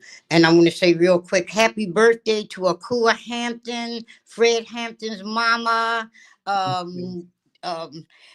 Chairman Fred Hampton's mama. And on December the 16th, please look up what's happening with the Uhuru, 3 court case. It's about reparations, and it's about, them trying to lock up another freedom fighter. So with that, I'm signing Pam is off. talking about Pam is referring to the sentencing hearing.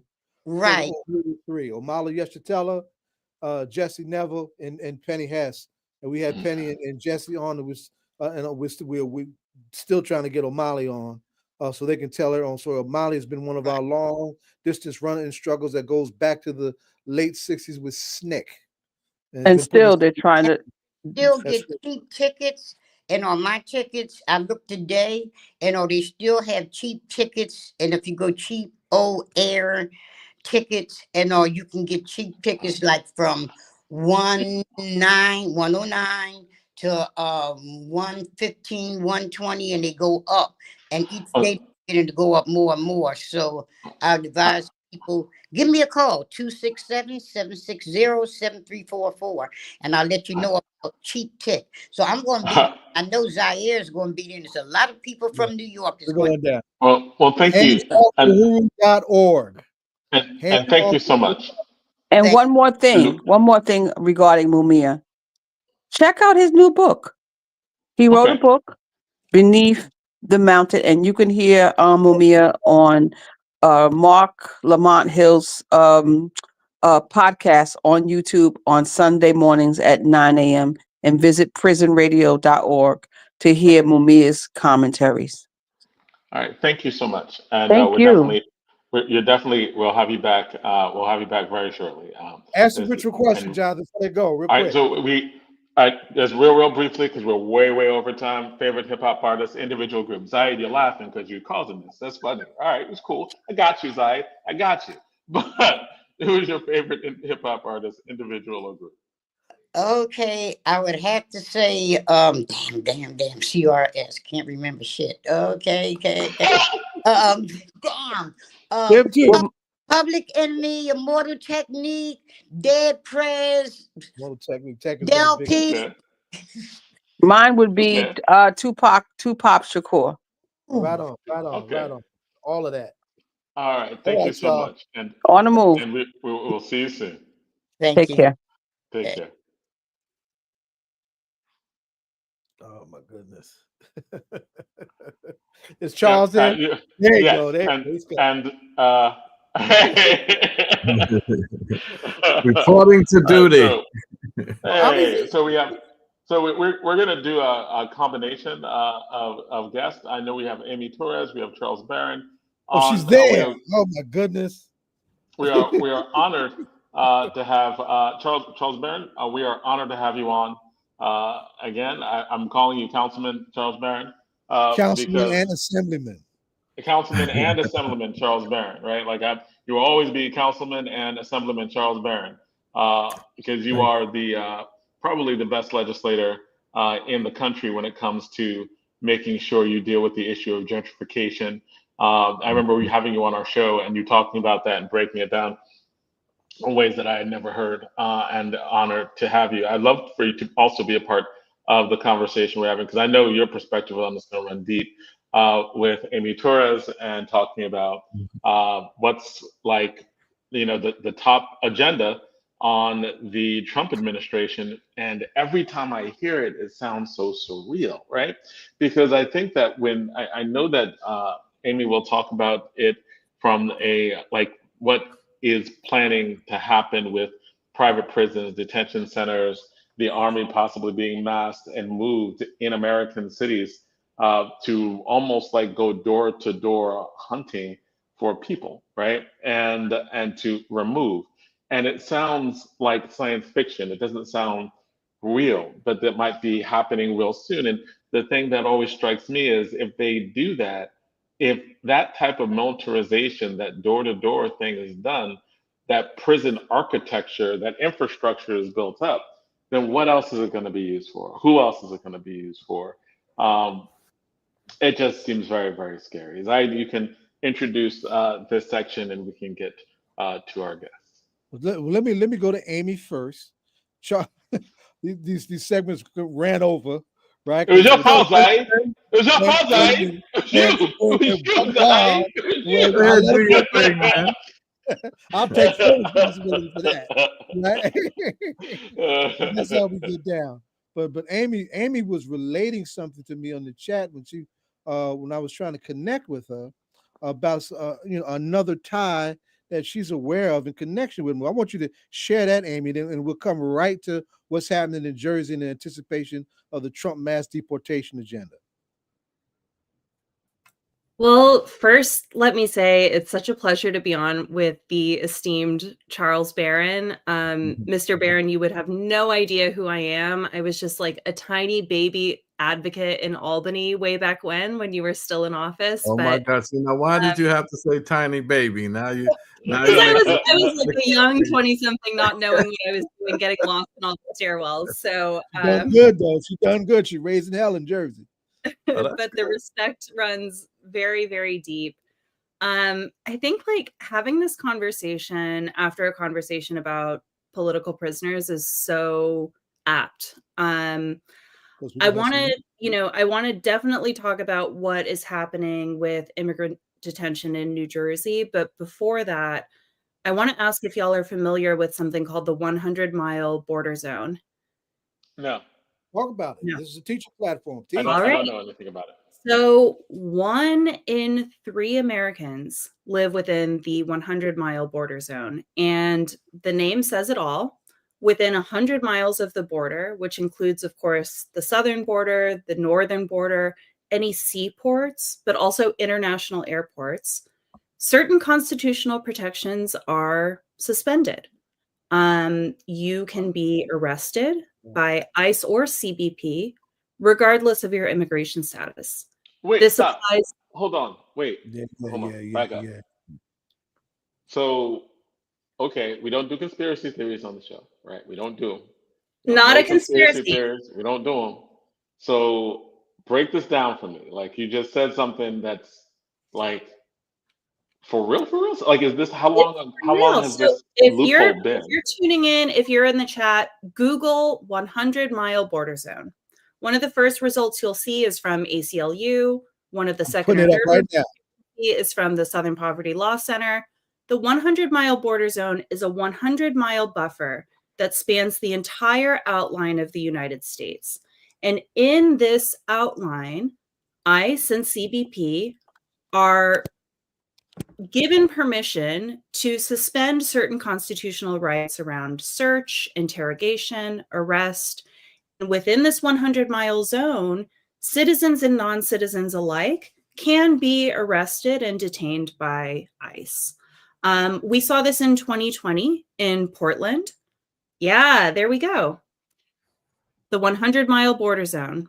And we saw it when there were protests in 2020 for racial justice against police brutality because the international airport covered this area, this 100-mile buffer, ICE was able to arrest protesters. They were able to use surveillance that local and state PD did not have.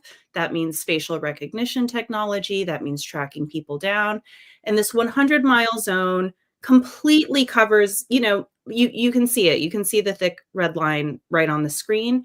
But what's important to note is that the entire state of New Jersey, every mile, every inch of the state of New Jersey is within that 100-mile border zone. So if you don't care about immigration, if you're not an immigrant yourself, if you don't have loved ones who are immigrants, maybe you agree with some of the things that have been said about immigration. Oh, look, I even got the stat wrong. It's not 1 in 3, it's every 2 of 3 Americans live within the 100-mile border zone. So even if you don't care about this issue, guess what? What's happening with immigration detention affects you. Because if you live in New Jersey, if you live in some of the most populous parts of New York, if you are 2 out of every 3 people, this is an issue that's going to affect you. Now, to connect this to political prisoners, we've seen this used before, as I mentioned. Protesters have been targets, have been, ICE has been deputized to be able to surveil people as long as they're within this zone, and certain types of stops and searches and interrogation and arrest are allowed within this 100-mile zone. This is not something new. This is not something proposed by Trump. This is something that exists today.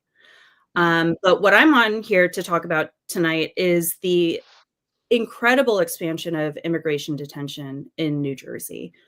I know folks are tuning in from all over, but whether you're tuning in from Philadelphia or New York City, New Jersey sits right in the middle.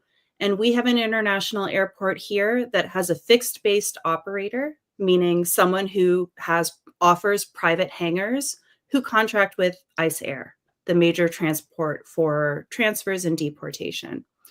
So there are no immigration jails within New York City. The closest are in upstate New York. There used to be one out on Long Island. But New Jersey long has been a strategic target for immigration detention for a couple reasons. Folks remember during the Muslim travel ban, people were showing up at terminals. They were protesting. During the 2018 summer of family separation, people were again showing up at airport gates to try and welcome children, try and reunite families, figure out where people were entering the foster care system.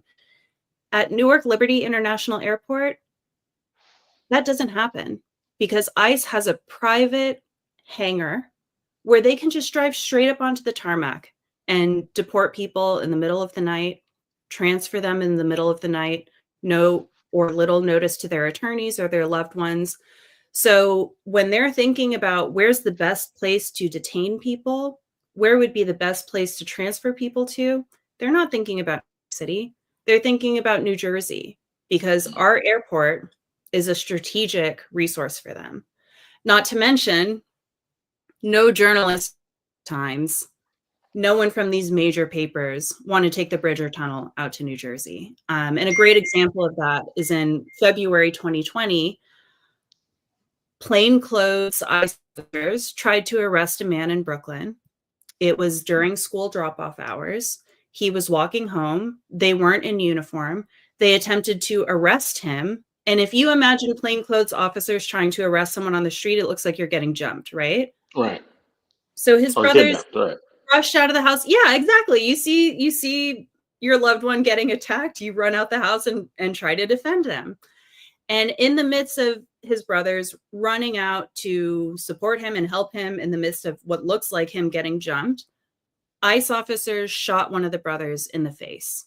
Right. Wow. And I know this feels like ancient times. This was right before the pandemic. Again, this was like January, February 2020. But if you could have seen the media circus outside of that hospital, every news outlet imaginable was there. Protest, vigils, overnight, 24/7, people were outside demanding justice because it was outrageous. Children are getting dropped off from school and ununiformed ICE officers are just pulling out guns and shooting people in the middle of the street and arresting them. So what did ICE do? They said, this media circus is way too much. we're going to detain this guy over in New Jersey in Hudson County Jail. And he was denied food, medical treatment, you name it. But none of those reporters from these big name newspapers felt like, follow the story. Wow. That's yeah. right. So They didn't take the path. I'm sure some of these papers probably have a stipend for an Uber or a Lyft, but they didn't even bother with that either. But I say this because this is what we know already exists. We know about this 100-mile border zone. We know that New Jersey is a strategic target for a whole lot of reasons, right? And what we know today is that ICE is looking to expand its detention capacity to levels that we haven't seen ever before. There was a procurement this summer to research what are the available facilities for immigration detention. In 2021, New Jersey passed this incredible landmark ban that positioned New Jersey as the first state to ban immigration detention. And as a result, 3 of the public-run county ICE jails, they shut down, and there was only 1 remaining jail that was operated by a for-profit prison corporation. Elizabeth Detention Center, run by CoreCivic in Elizabeth, New Jersey. Right. CoreCivic, and this is not exaggerating, this is not conspiracy, you can look at the filings. CoreCivic is the world's largest private prison corporation. When you think about international Black jails, when you think about these mega detention centers, these for-profit prisons, CoreCivic is one of them. They chose to look at New Jersey and challenge that detention ban that we passed in 2021 so that they could continue to house immigrants in detention in Elizabeth. But roll around now to 2024 and 2025, ICE, under the Biden administration, we still haven't gotten to what's to come in the Trump administration. Right. Under the Biden administration, ICE put out a request for proposals to say, hey, who are the private facilities who have empty beds, who have facilities that might be offline that want to go online again for immigration detention? And what we found out in the last 2 weeks or so through SEC filings, through FOIA litigation from the ACLU, what we found out is that major facilities in New Jersey have responded to the federal government to say, come on in. We've got facilities that range between 600 and 1,200 beds. That's Delaney Hall in Newark. Yeah, Delaney Hall in Newark, New Jersey. Minimum 600 beds. At the last time it was operational, we know they were up to 1,200 beds. They also joined the litigation against our detention ban. Newark, for folks that are not from New Jersey that are tuning in, it is the state's largest and most diverse city. And, you know, when we... And I was looking at CoreCivic's webpage, and CoreCivic, better the public good. Our mission, CoreCivic is committed to providing high quality, compassionate treatment to those in our care. Under CoreCivic Safety, we operate safe facilities that provide education and effective reentry programming to help individuals make positive changes so they can return to the community successfully. Then below it goes, what are detention services? CoreCivic partners with the U.S. Marshal Service and Immigration and Customs Enforcement, ICE, to provide safe environments where detainees can reside temporarily as they go through their legal due process. I mean, oh my gosh, this sounds horrible. It sounds... Yeah, the Orwellian spin on it is actually, like, if it wasn't so evil, it'd be masterful. Like, detention services, like, sounds like some white glove treatment center, which is not the case. And we know that's not the case. In New Jersey, we have plenty of examples. In early 2020, during the pandemic, an immigrant who was detained by CoreCivic's facility at Elizabeth filed a whistleblower claim about unsafe practices during the pandemic. A lot of people were getting sick. People were being denied medical care. He filed this federal whistleblower claim, and ICE expedited his deportation. ACLU was able to go to the courts and file a stay on his deportation case so that he could continue the whistleblower case. And what did ICE do? They deported him anyway and claimed it was an administrative error.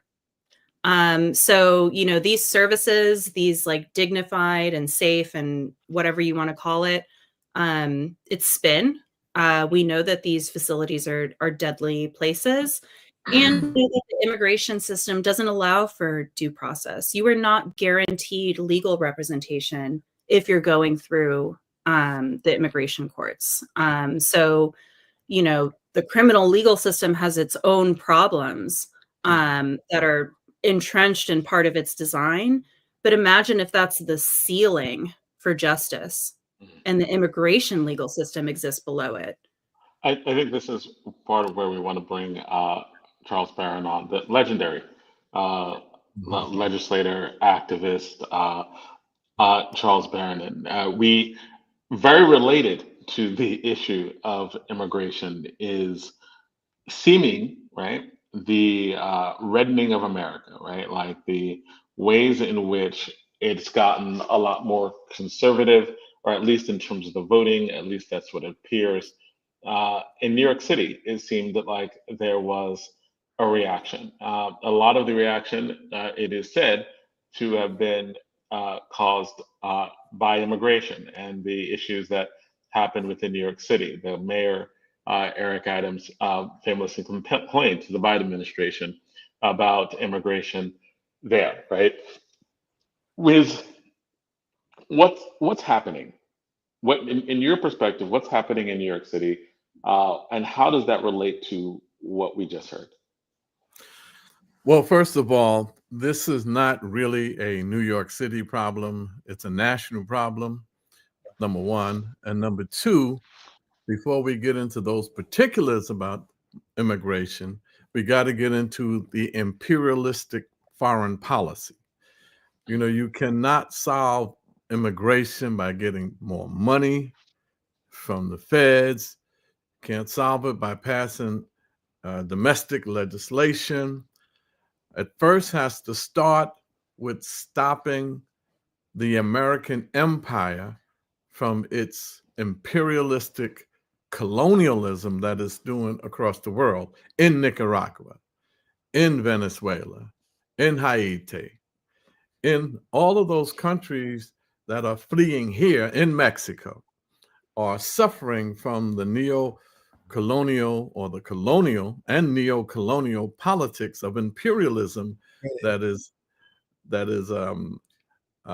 perpetuated across the globe by America's foreign policy. So the first thing you got to get is AOC and Bernie Sanders, the fake socialist. You got to get them to push on a national level to stop supporting the Bidens and the Kamala Harrises and looking at this Republican versus Democratic fake fight that they have. Two parties on the same bird, different wings, but they make it appear as though there's a massive big difference. And I know everybody's going to say, of course it is. Let me tell you what Trump is going to do in 2025 and the Heritage Foundation. Well, you just heard Amy. All of the stuff Amy talked about had nothing to do with Trump. It was happening under the present administration, happened in the past. As a matter of fact, Thomas Holman was the ICE person under Obama. As a matter of fact, those young families and children in cages in 2014 came under Obama. And Obama deported more people than any president in the history of America. So all of those who want to stop Trump, so let's get Kamala in, you need to think twice. No more lesser to evil. Them days are over with. So when you look at the immigration challenge, it is us to challenge foreign policy. Having said that if we want to talk about domestic policies to deal with the immigration issues, like Eric Adams in New York City, once again, I say there's a lot of fake fights. You know what they do in government? They try to blame the other branch. The city will say, well, the state didn't give us the money that we were supposed to have. The state will say, well, we couldn't because the feds didn't give us the money that we're supposed to have. So these two duopoly colonial capitalist parties that are controlled by Wall Street, that are controlled by the real estate industry, that are controlled by rich, white, racist colonialists, create this fake fight like there's a money problem. Let's take New York. New York's governor, New York State, has a budget of $235 billion. Kathy Hochul also has $41 billion in a reserve fund that she can use for anything. Eric Adams has a $112 billion city budget and $8.2 billion in a reserve budget that can be used for anything. He lied and said that migration is costing us. I was there. I was in City Hall. I saw the numbers. I saw the budgets. Said it was going to cost us $12 billion. Over the next 3-4 years, he had to adjust that and brought it down to 8, then 6, when I knew that there was actually a surplus in the budget. In the last year's budget, there was a surplus.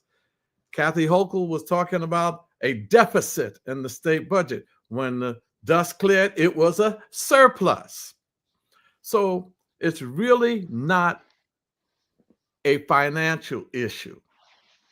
It is an issue of greedy colonial capitalists and their neo-colonial black sycophant puppets in the Democratic Party. That's our greatest problem. Give you another example. Let's say, and they should fight it, it will cause some challenges, that they abolish the Department of Education under Trump, like they're threatening to do. Right. Well, when you look at the $36 to $38 billion education budget in New York State, the federal money for that is $8.9 billion. And I'm not saying they shouldn't fight for the federal money. They shouldn't claim it's going to devastate New York. But when you got $41 billion in an unmarked reserve budget, and the federal budget in education contribute $8.9 billion, you have plenty money to handle that. And Eric Adams, Mayor Cop Adams, the sycophant Mayor Cop Adams, you have in your budget $8 billion in reserve. The federal money for education is less than $2 billion. So they can make this fake fight how Trump is going to devastate things. And I understand. I wish people would stop calling me up and telling me how depressed they are, as though they were doing so well until Trump came. You know, they were living high on the hog, and here comes Trump. You know, most of the things we talk about, whether it's Cop City, that was happening before Trump. And if you look at both parties, and it's happening in the Democratic city. That's you right. better believe it. You better believe it. They're Right. bringing Cop City to Queens in New York, and it's happening in Atlanta, all over the country. Cop City is happening. So I'm trying to encourage people to say, look, let's look at both these parties. To hell with the Democrats and the Republicans. And as we say in church, I hope the Lord sends the plague on both their houses. Because the bottom line is we have to look at local politics. The power for us to deal with the Democrats and the Republicans, the neoconservatives and the neoliberals, is on a local level. To deal with migration, immigration, a local level. Look at even Roe v. Wade. Roe v. Wade was overturned in the Supreme Court, but it was codified in New York State, so it didn't matter what the Supreme Court did, because it was protected and codified through the New York State legislation. I was in the state assembly when they did it. So when you look at those things, and if you say, oh, the Democrats need to get in because they're better than the Republicans, well, let's take the minimum wage. The minimum wage, the federal minimum wage, is $7.25. Hasn't moved in years. Say it again. Hasn't moved in years. All right. Exactly. Under Barack Obama, a black president, the House From Chicago. was Democrat, The Senate was Democrat. They had the trifecta then. The Republicans have the trifecta now. The minimum wage was $7.25 then, and it's $7.25 now. AFRICOM, building military bases in Africa to exploit multinational, international corporation exploiting the natural resources of Africa. The paradox of Africa is that it's the richest continent on the planet with the poorest people. How the hell does that happen? How the hell does that happen? Imperialism, colonialism, neo-colonialism, black sycophant puppets of the West, ECOWAS. So when you look at stuff like that, we got to come very, very local. And this is why I think it's extremely important. And as a legislator, for us to look at local politics, I can honestly say that when I got in office in 2002 and stayed in for 21 years, I can honestly say in my beloved East New York, we stopped gentrification. We got 3 new $88 million schools built. We got a $20 million community center, hired young people to run it. We have new libraries. We were able to get a whole brand new housing. We stopped gentrification because, as I told you all about the AMI, the area median income, we have no gentrification in East New York. When I came into East New York, 65% of the folk were Black and 20% were Latino. Now 67% are Black and 2% are Latino. 90% of the community is still Black and brown. Look at Harlem. Look at Bedford-Stuyvesant. Look at Crown Heights. Look at Hakeem Jeffries District, the 57th Assembly District in Brooklyn, Clinton Hill. It was 71% Black when Hakeem and Letitia James, the now U.S. State Attorney General, she was a city council member, it was 71% Black. By the time they left, that district is 32% Black and 38% white, and the rest is others. So we got to look at local politics. We got to empower Black, radical, authentic, bold, uncompromising revolutionaries to win local seats of power, particularly in the state legislatures, because when we do all of this stuff, when we raise the issues, and oftentimes we major in the problem and minor in solutions, when we raise the issues and when we do a power analysis, it's critical to always do a power analysis. Who has the power to get you the resources or to get you the legislation to change the condition that you want changed? Once you do that power analysis, then it's on us to not just fight against the symptoms, but we have to get to the systemic structural issues of colonial capitalism. And that's what we did in my beloved East New York. We did all of that I mentioned. Barack Obama was president. George Bush was president during my time. Not one penny did we get from the federal government to achieve the things that we achieved in East New York. As a matter of fact, under Barack Obama, HUD cut the public housing budget, and NYCHA, the New York City Housing Authority, was cut under Obama, and he brought in the privatization of NYCHA. Obama and Biden brought that in while I was in office. So let's get it straight. Let's, as Martin Luther King used to say, I want to make the language clear tonight. So what you're saying, like, to you broke it down, right? Like, you're like, as long as corporatists, as long as millionaires run both parties, people aren't going to really start talking about the strategies that are actually needed, right? Because you're even critical of like Bernie Sanders or Ocasio-Cortez, because you're saying they're not doing enough. Can you just break that down? Because for a lot of our listeners, and even for me, right? Like, I'm Bernie Sanders, I'm not saying they're not doing enough. I'm saying they're siding with the capitalists. They're siding with Nancy Pelosi and the Democrats. They're siding with them. How does two so-called radical socialists vote for a budget, pass a budget that's giving the Pentagon over $880 billion. Nancy Pelosi is the reason why Hakeem Jeffries is even in the position he's in, because she wanted to stop Barbara Lee from California, who she couldn't control. So she brought in this sycophant sellout. So I'm not saying they could be doing more. They're hypocrites. They're hypocrites.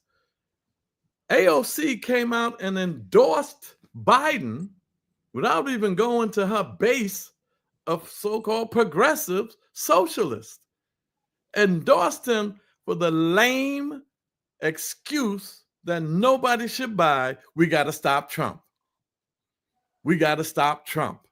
The fear-mongering of Trump, the fear-mongering of Russia creates this kind of policies. And so you don't have to ask a single intelligent question. I ask you, you say, what about Bernie Sanders and what about AOC?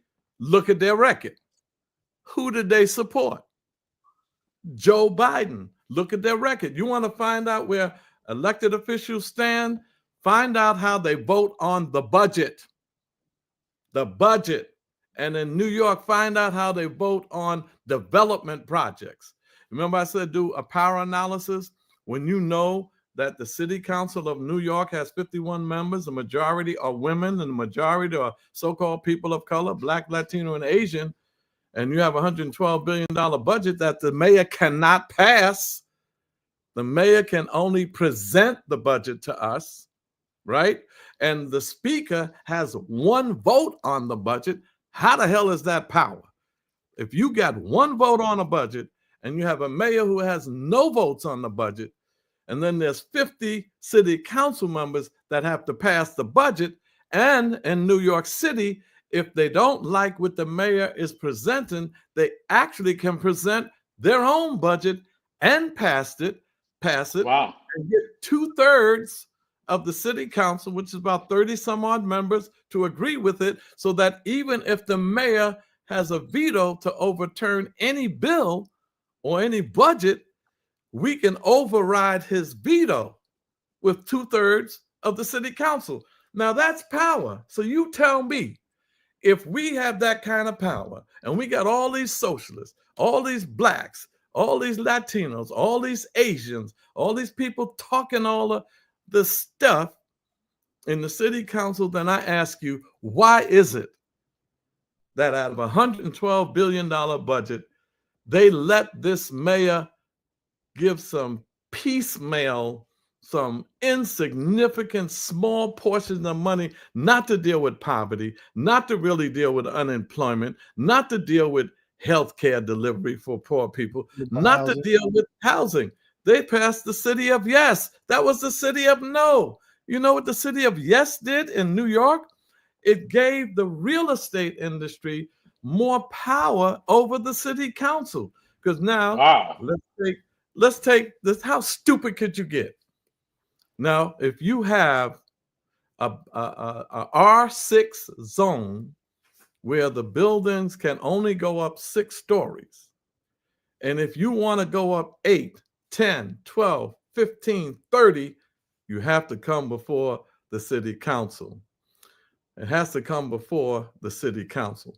So that's a vote that's coming up. The city of yes is coming up December 5th. They're going to vote for it because I've been in the city council. Once a bill is voted out of committee and the speaker says it can hit the floor, that means she called up everybody with her staff and counted the votes. They have the votes on that. So now this city of yes will give the developer the right to go up 14 stories, 30 stories without coming to the city council. That's called as of right. See, right now, if someone came into my beloved East New York so they don't have to even zone. They don't have to go through the city council to zone through those buildings. Yes, they're rezoning. He's changing the zoning laws. You remember that white architect Robert Moses?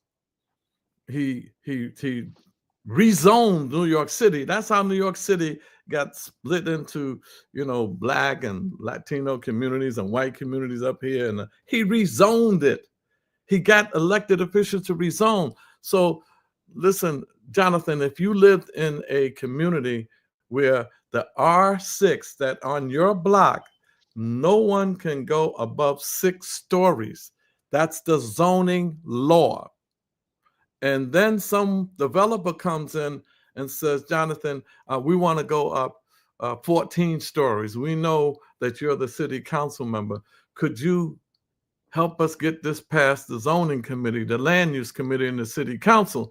And you'll say, well, it all depends. Is the housing going to be affordable as I define affordability? So you go through the negotiation.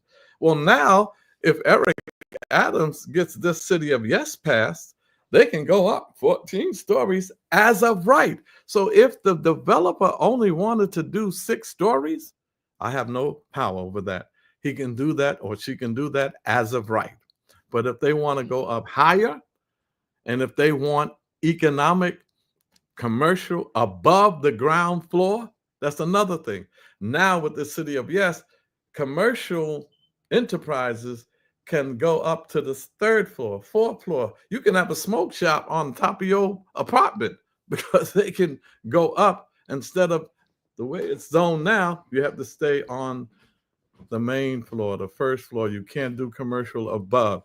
There's so much in this city of yes that is really a city of no, and it's a developer-friendly policy. I want to come back to that. I want to bring Amy back on. I know that I know that the segment that you're in was scheduled for much earlier, but can you give us the tell us what it is that is going on next, right?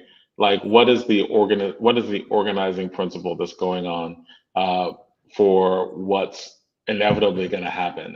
And again, we're going to come back to Councilman Barron for that, but on the specific question of the mass deportations that involve the army that will do millions, seems like it's on a different level than stuff that's been done before. It just seems the way they're talking about it, the way they're talking about employing the military, utilizing these existing laws that existed under, like, probably back, might have even started before 9/11, right? Like, but these laws that have been in existence through Republican and Democratic administrations and being used. What is next? What do we have to look forward to?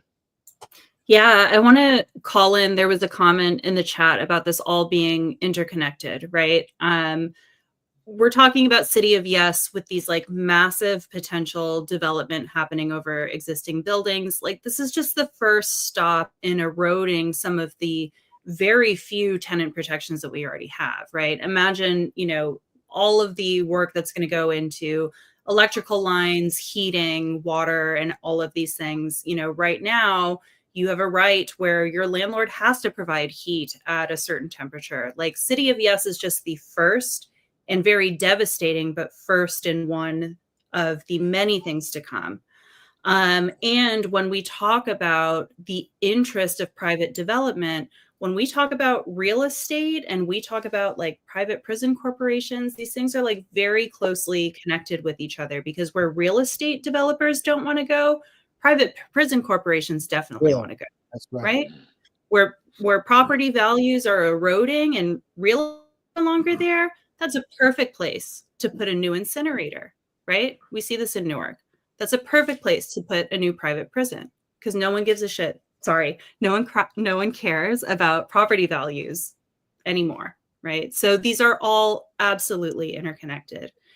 In terms of where things go next, again, all of this has already happened. We didn't even talk about what may be to come in the Trump administration. There's a virtual call coming next week, Tuesday, December 3rd at 5:00. It's going to be interpreted in Spanish and in Arabic, and it will be provided in English. And we're going to forecast like what's to come in the first 100 days of the Trump administration, and what can we do now between December and January 20th, right? We still have time. And because all politics are local, and because you should be involved in local politics, you should know what the available levers are to fight for your community. I think it's really important to recognize that like these and we haven't named it yet, but in these conversations around housing, like we're talking about segregation, and immigration itself has become a segregated issue where people hear immigration and they think Latino. But look at how some, not all, I reject the blame on Latino voters and the blame on Black voters over this election cycle, because it was white voters that delivered the win for Trump. That's right. It always has been. And so sure, you can peel off a percentage here or there, but it's really white voters that are owed the blame. But that being said, we've segregated the issues. People hear immigration, and because of how we've talked about it over decades, they only think it affects Latinos. Where are these detention centers being proposed in New Jersey? Newark, New Jersey, Trenton, New Jersey. Those are Black cities. When President Trump talked about immigration in the national debate, he named Haitian immigrants eating cats and dogs. They have an anti-Black agenda. They have an anti-immigrant agenda. And so long as we continue to think, or some people continue to think, that immigration is only a Latino issue, we're not going to be able to defend our communities. So I just want to say that there. And I think there's a direct correlation between the profit over mass incarceration when President Biden signed this EO saying we're no longer going to rely on private prison corporations for federal jails. They didn't say anything about immigration. And at that time, we were already seeing a rise in Haitian asylum seekers. We were already seeing a rise in refugees and asylum seekers from West Africa, right? So anyway, all of that's to say, in terms of next steps, there's a lot that can be done. New Jersey is one of only 2 states that has a governor race next year. Some of the cities that we've talked about, those mayors are running for governor. And when we talk about power analysis, it's not necessarily about bringing those people onto your side. It's about scaring them into position. Right on. If they're seeking higher office, you don't have to convince them of everything. You don't have to make them believe what you believe. You just have to convince them to act right because you're watching. And they want something bigger, and you're holding that hostage until they do what it is you want them to do. So there's a mass call next Tuesday. I can drop it in the chat. It's bit.ly/NJ Mass Call. NJ Mass Call is in all caps. And then I also want to plug, if you live in the city of Newark, we have this amazing program, Newark Documenters. You can get trained and paid to document public meetings. So let's say the planning board is meeting because they want to rezone a certain area for whatever development. You can get trained to comb through the directories of when these public meetings are happened, how to report on them, and how to pitch those stories. Because all politics might be local, but local journalism is dying, if not dead already. So joining the Documenters program is a great opportunity to get your feet wet, pitch your own stories, use platforms that are non-traditional media platforms, social media, you name it, whatever it is. These public meetings are for the public, but almost none of us have time to go to them, right? So being able to report on them, and again, be that watchful eye, adds that scrutiny that might not bring them onto your side, but is going to scare them into acting the right way. Maybe not always. Let me just say this. Let me say this to that. When you say scare them, that's not power. That's influence. We got to make the distinction. That's not a power analysis. We got to make the distinction between influence and actual power. And this is why I say all of our movements should be running authentic radicals, revolutionaries for elected office. As you're doing your demonstrations, as we doing our conferences, as we writing our books, as we making sure we have town halls, as we have massive demonstrations. Can you imagine if the Black Lives Matter movement and then the Occupy Wall Street movement would have gone beyond mobilization and went into organizing for power, that kind of massive influence they were having, not just across the city and states, across the world. They should have come out of that movement because it lacked ideology, it lacked vision, and it lacked a plan for power. See, I tried, Amy, my best to get the people locally to do the right thing. And after they wouldn't do that, then I called them names. You sellout, Uncle Tom, HMI. I did all of that. That didn't work. So, Amy, we took him out. That worked when we took him out. So if we have movements across the country that's going to look at some city council seats you could win with 3, 4, 5,000 votes. Look at Newark. What do y'all have? 9 city council members? About That's right. That's right. 9, right? Right. And what, 5 blacks, 4 Latinos, or whatever. And so even if Ras Baraka runs for governor, for him to run and win governor, that's my man, but he ain't gonna be all ours. To win governor, even to win mayor, sometimes things happen that they may not want to have to do. This is why I never went beyond city council and state assembly, because I knew I would not cooperate beyond that. But if we can get the city council seats, because Ras Baraka could have moved even more had he had more control over the city council. The same thing with our brother from Mississippi, Antoine Lumumba. Mm-hmm. You know, he has Who's on the fire right now too, by the way. They're attacking him on corruption and all of that. But I'm saying, Amy, it got to be about power. The only reason why we were able to get stuff done, because, you know, in the city council, they have a thing called member deference. So if you're familiar with that, right, Amy? If a project comes into the zoning committee, LU 347 in East New York, they're going to call me up. Barron, you want that? No, sir. That project is dead without a demonstration, without a press conference. It's dead. Or I'll tell them we're in the process of negotiations. Don't approve it yet. 7 members of a committee. And even when the mayor and the speaker tries to influence them, y'all don't listen to Barron. We need that for the city.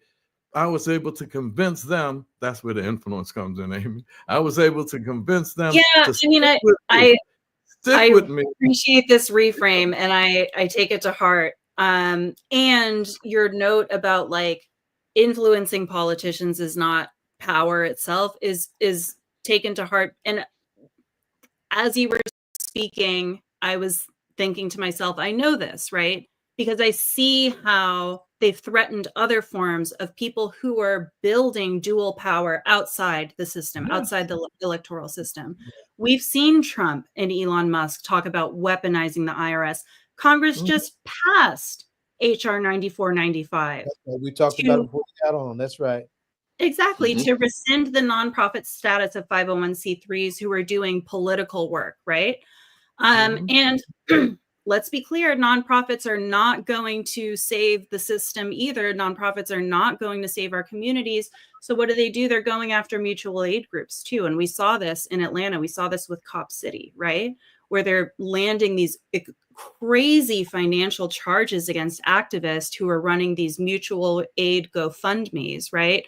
So they know what power is. Yes, we can talk about influencing elected officials. Yes, there is at the end of the day someone whose ink needs to sign the bill, right?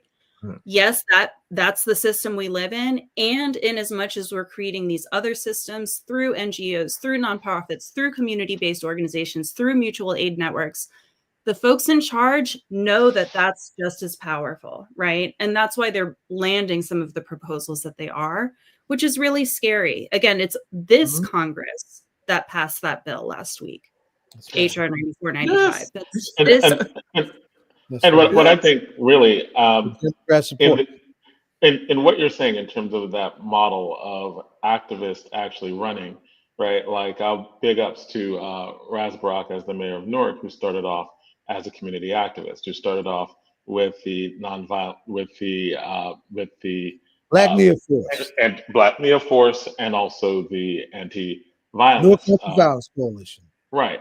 And so you have like a series of activists who, you know, one of the stories he always tells is we were marching to City Hall, and we kept marching to City Hall. well, we needed to go and take over City Hall, but you have to convince people of your ideas. And I think that that becomes one of the most valuable things in terms of you are radical, but very practical, and was able to get a lot of things done in Newark, right? Whether it be removing lead lines that hadn't even been done in Flint, model for the rest of the country, ends up going up the line, right? From local government to state government to even federal government. Some of the things that got passed with the infrastructure bill actually were duplicating those programs, right? So they gave billions of dollars to remove lead lines all over the country based on what was done in Newark, right? So you're gonna have a lot of detractors, you're gonna have a lot of, but I think that when you're talking about understanding power and understanding how can you use the local, state, federal government to be able to do that and weld it from a bottom up grassroots level. I mean, I think they're going to be writing books about what Ras did with the anti-violence coalition, getting an office of violence prevention, lowering crime rates to rates that have been like 50-year lows, but then getting those programs modeled on a state and a federal level, having those as models throughout the country. I think that those are things that when you're talking about welding power of things that work, I think that that's something that's going to have to be studied, right? Like at a certain point in terms of how do you make government actually work for you as people on these definite issues? I think that putting that out there in terms of, I think that becomes part of that model. But Jonathan, I just want to caution you and others that capitalism is so wealthy. A mayor's office is so wealthy. A governor's office is so wealthy. And the state legislatures have control over wealth. They could concede some things to make you think you're making progress. They can concede a lot of things to make. Eric Adams can get on this show. So I hear what you're saying, Charles. And this guy is the worst mayor since Rudolph Giuliani. But he can get on this show and say, do you know I gave $1.2 billion for affordable housing?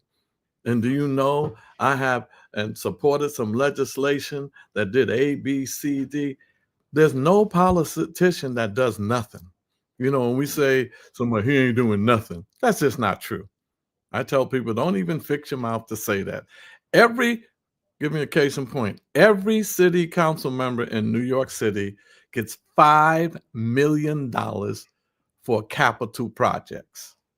Another $500,000 to give out to programs in your district, and $400,000 to hire staff. So you can never say a politician is doing nothing. As a matter of fact, America is so filthy rich that they can always, capitalism has plenty money to concede. At some point, they'll give you a $15 minimum wage. Joe Biden gave $2 billion to the farmers, black farmers, when he was trying to get the vote. All of a sudden, he came up with $2 billion. You know, this is a $6-7 trillion national budget, but he found $2 billion.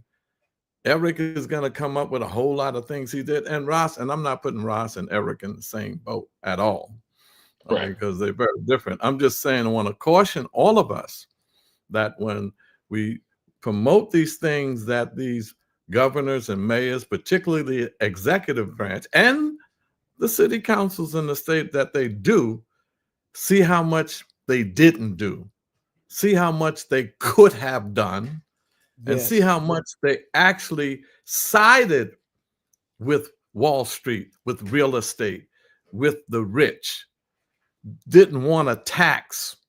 If you have the power to tax the rich like the state legislature does, me and Carl Hastie is the majority, the leader of the state assembly, the speaker of the state assembly. I said, Carl, why don't you and Andrea Stewart Cousin, another black woman, head of the Senate, why don't we get together and come up with a $15 to $20 billion proactive tax the rich budget that can give us a surplus every year for the next 10 years.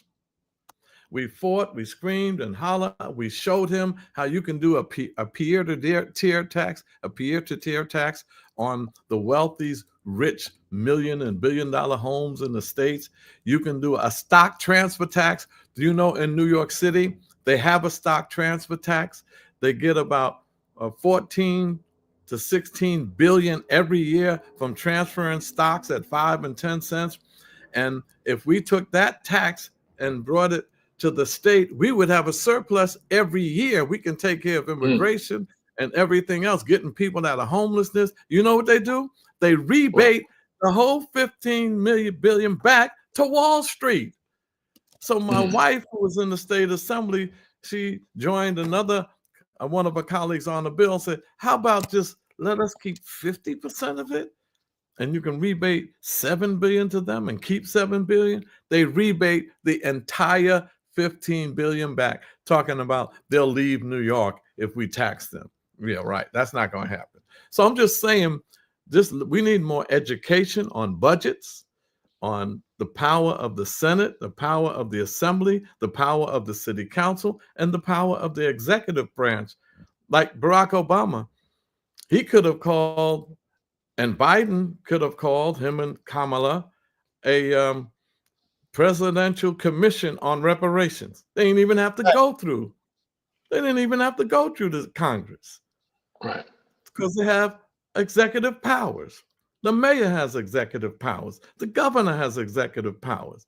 So if you really study the whole thing, you'll see that most of them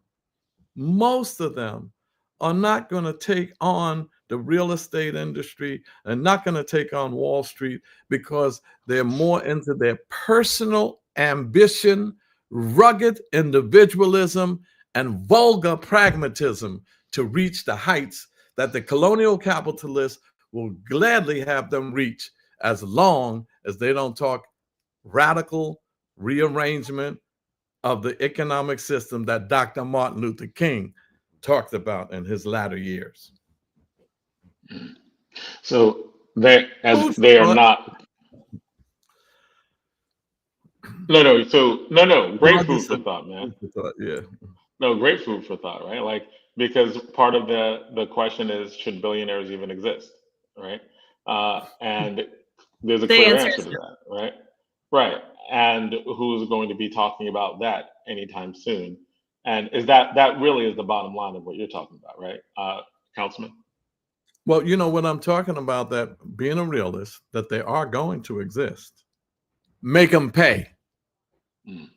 Since they are going to exist, why wouldn't you have a wealth tax in Jersey and in New York and say, okay, we can't stop you from existing right now because that's revolution, which is what I support, and it starts from the bottom up.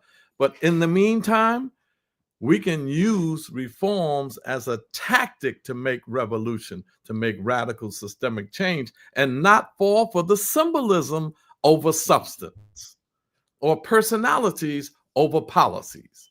So I'm saying that you got billionaires in Jersey, we got a state legislature, make them pay. Do you know Madison Square Garden, the Knicks place, they pay no taxes? None. Wow. Zero. We had a bill going for zero. Oh, if we do that, they'll leave. No, they're not. If we tax the corporations too much, they're already overtaxed. They'll leave. No, they're not. The stock market, if we collect the stock transfer tax, they'll leave. No, they're not. Let's tax them and find out.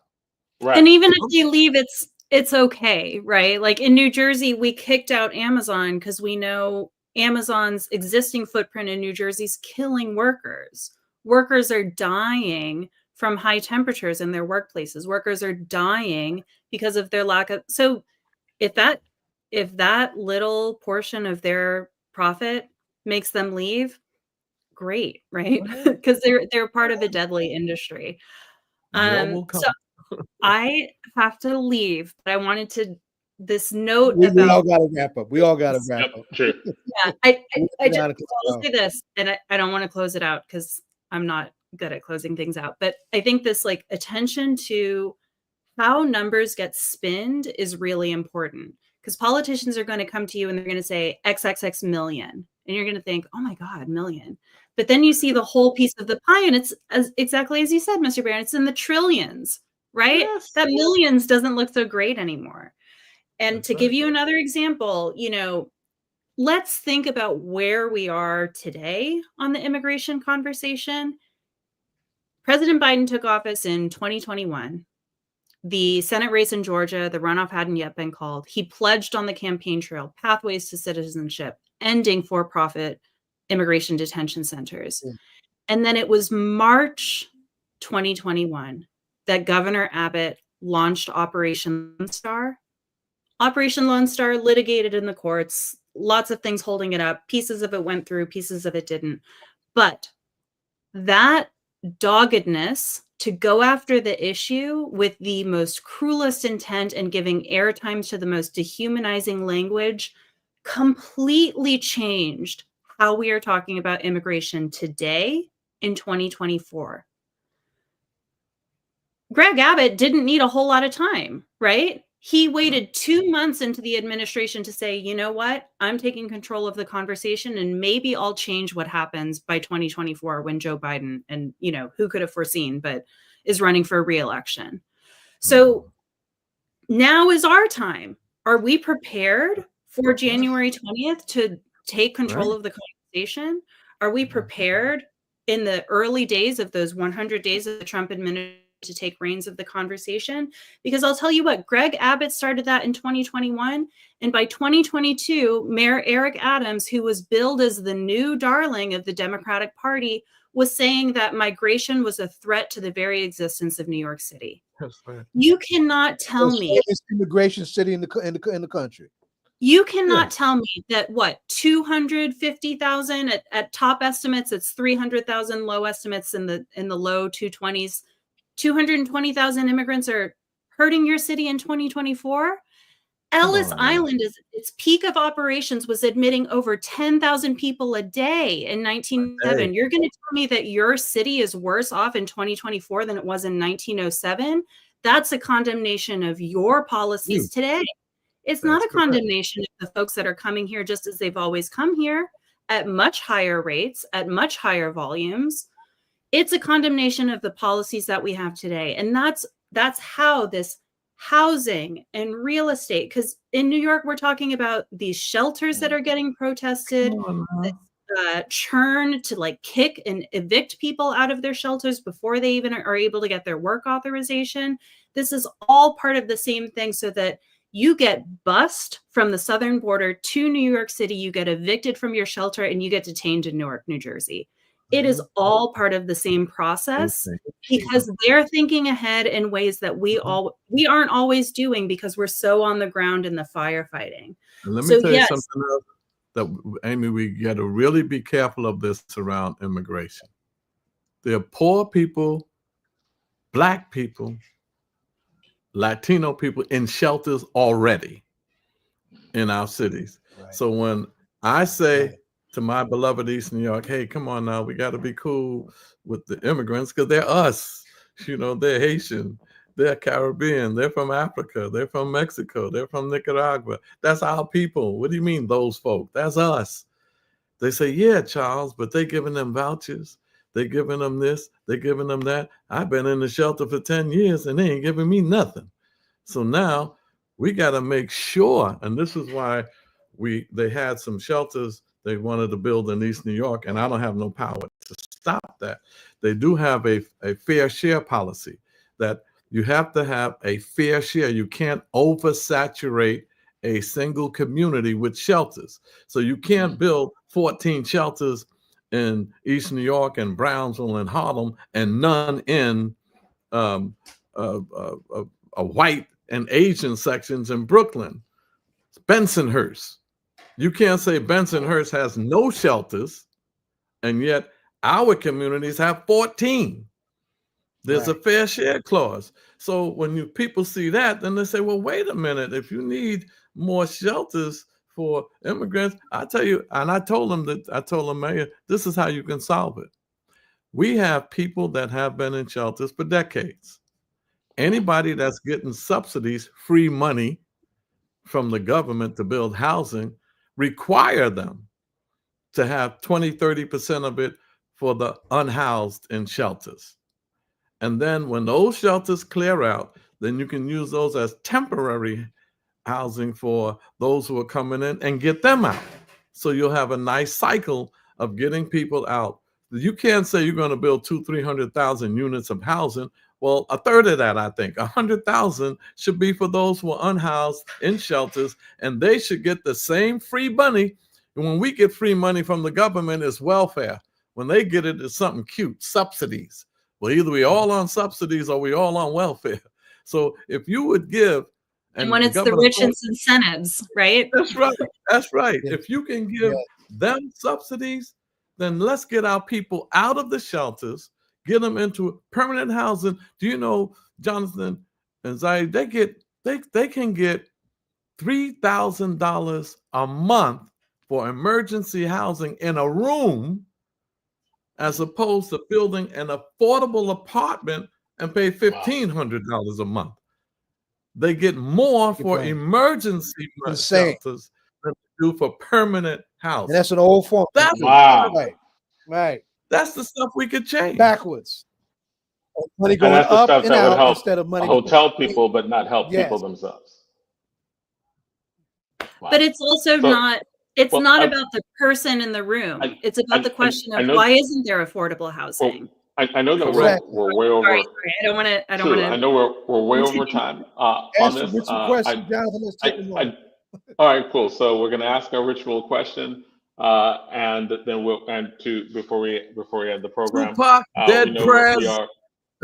Tupac, Dead Prez, and I know this is an old group. Arrested Development. Okay. All right. And Amy, who is your favorite hip hop artist individual? All right. So I got to plug, because a lot of people don't know, there's a lot of Filipino Americans in hip hop and rap. Sweetie, her, but there's this great girl that I love, Ruby Ibarra. She's Filipino American. She was born in the Philippines, moved to the Bay Area, grew up on West Coast rap.